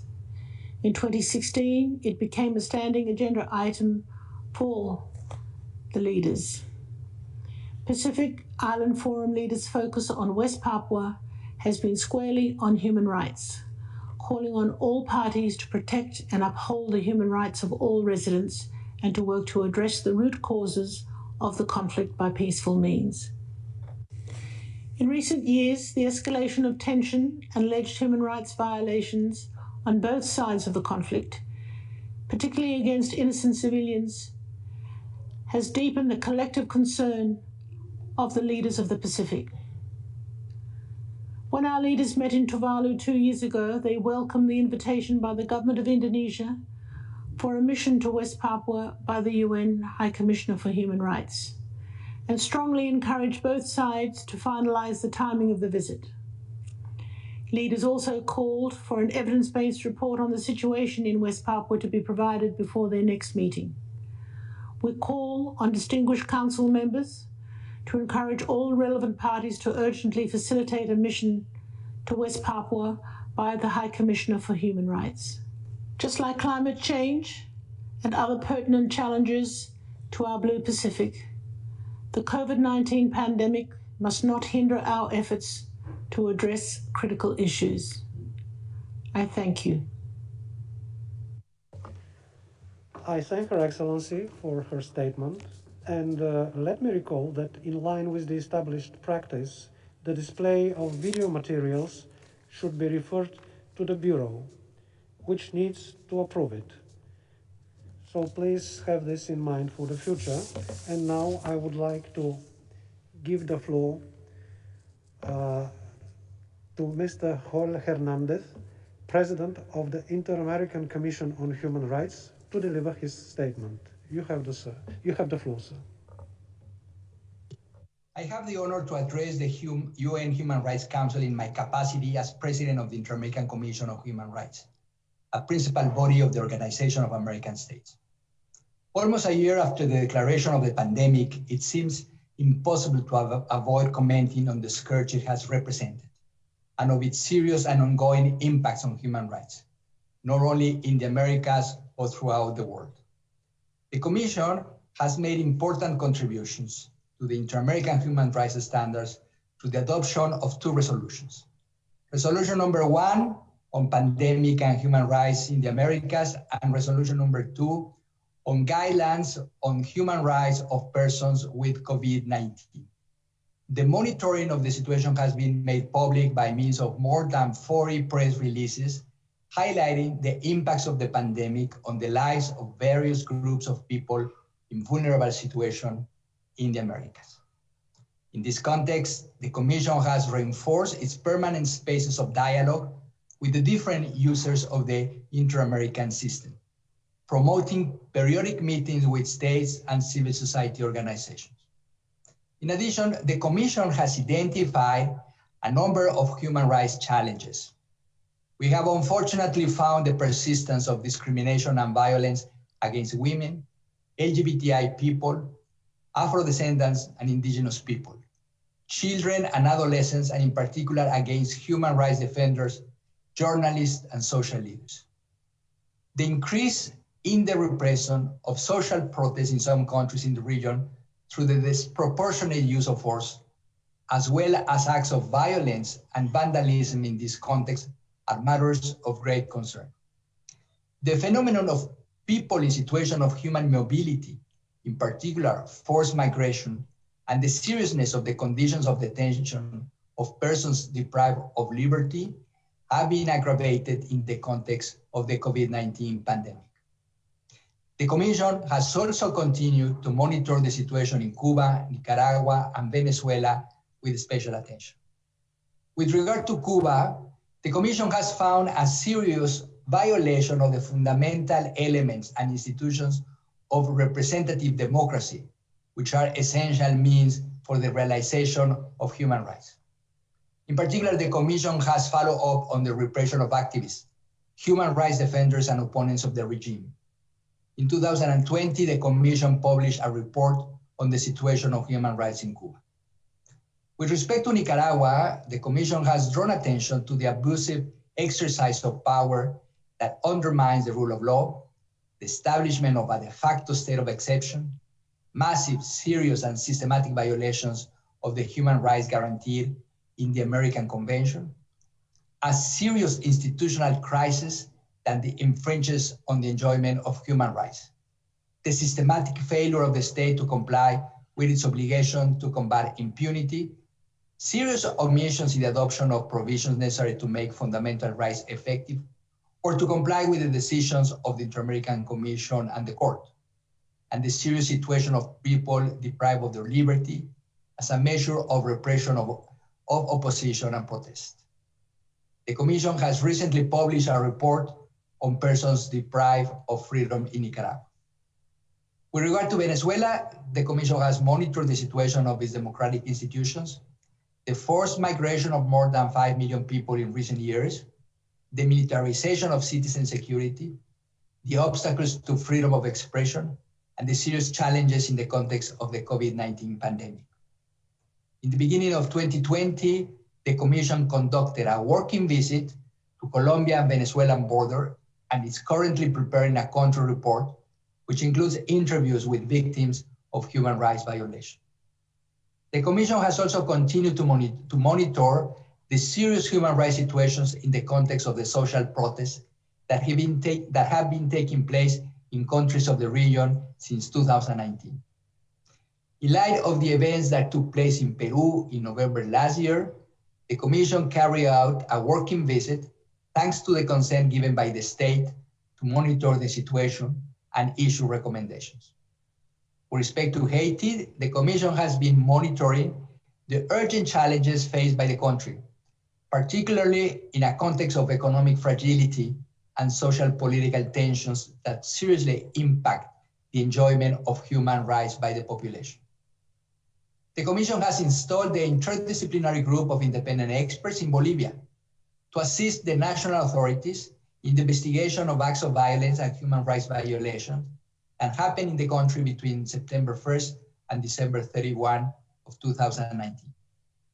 Undoubtedly, the COVID-19 pandemic and its diverse and complex impacts will continue to be challenges for the region in 2021, and therefore issues of priority attention for the Commission. Recently, the Commission has stated that vaccines are critical to overcoming the pandemic, calling on states in the region to prioritize public health and compliance with their international human rights obligations when making decisions or adopting policies regarding the approval, procurement, distribution, and access to such vaccines.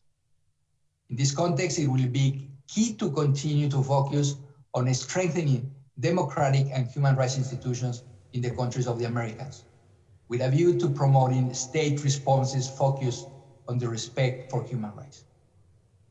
I would like to reaffirm the Commission's willingness and readiness to provide technical assistance to states, regional bodies, social organizations, and other institutions for institutional strengthening and the formulation, implementation, and evaluation of public policies aimed at combating the pandemic in the Americas with a human rights approach. The Human Rights Council can count on the commitment demonstrated by the Commission in its 61 years of work for the respect, promotion, and defense of human rights in the region, having at its center the victims of human rights violation and the families, the concerns of civil society organizations, as well as a permanent dialogue with the states of the region for the construction of positive work agendas. Thank you. I thank you. Next, I have the honor of inviting His Excellency Mr. Martin Chungong, Secretary General of the Interparliamentary Union, to deliver his statement. The floor is yours, sir.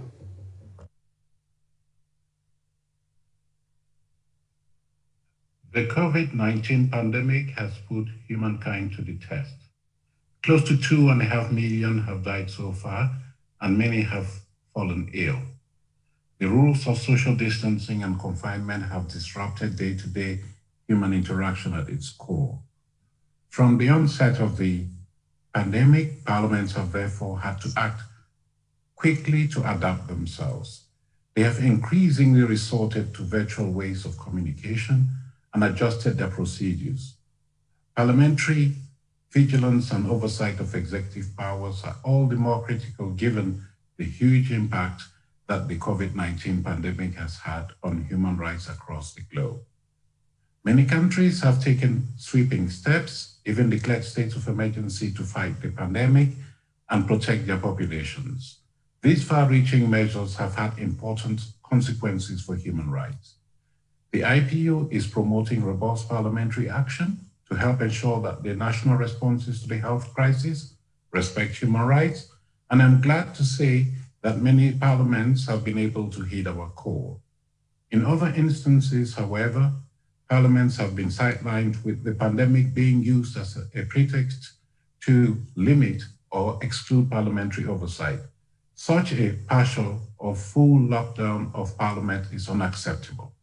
The institution of parliament should always be allowed to play its critical role in our global response to the pandemic.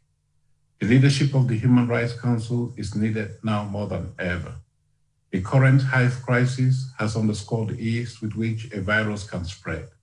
It is my hope that we'll use the pandemic as a wake-up call to also address these challenges in the knowledge that we are all in this together. The IPU and its member parliaments are keen to play their role in making this happen.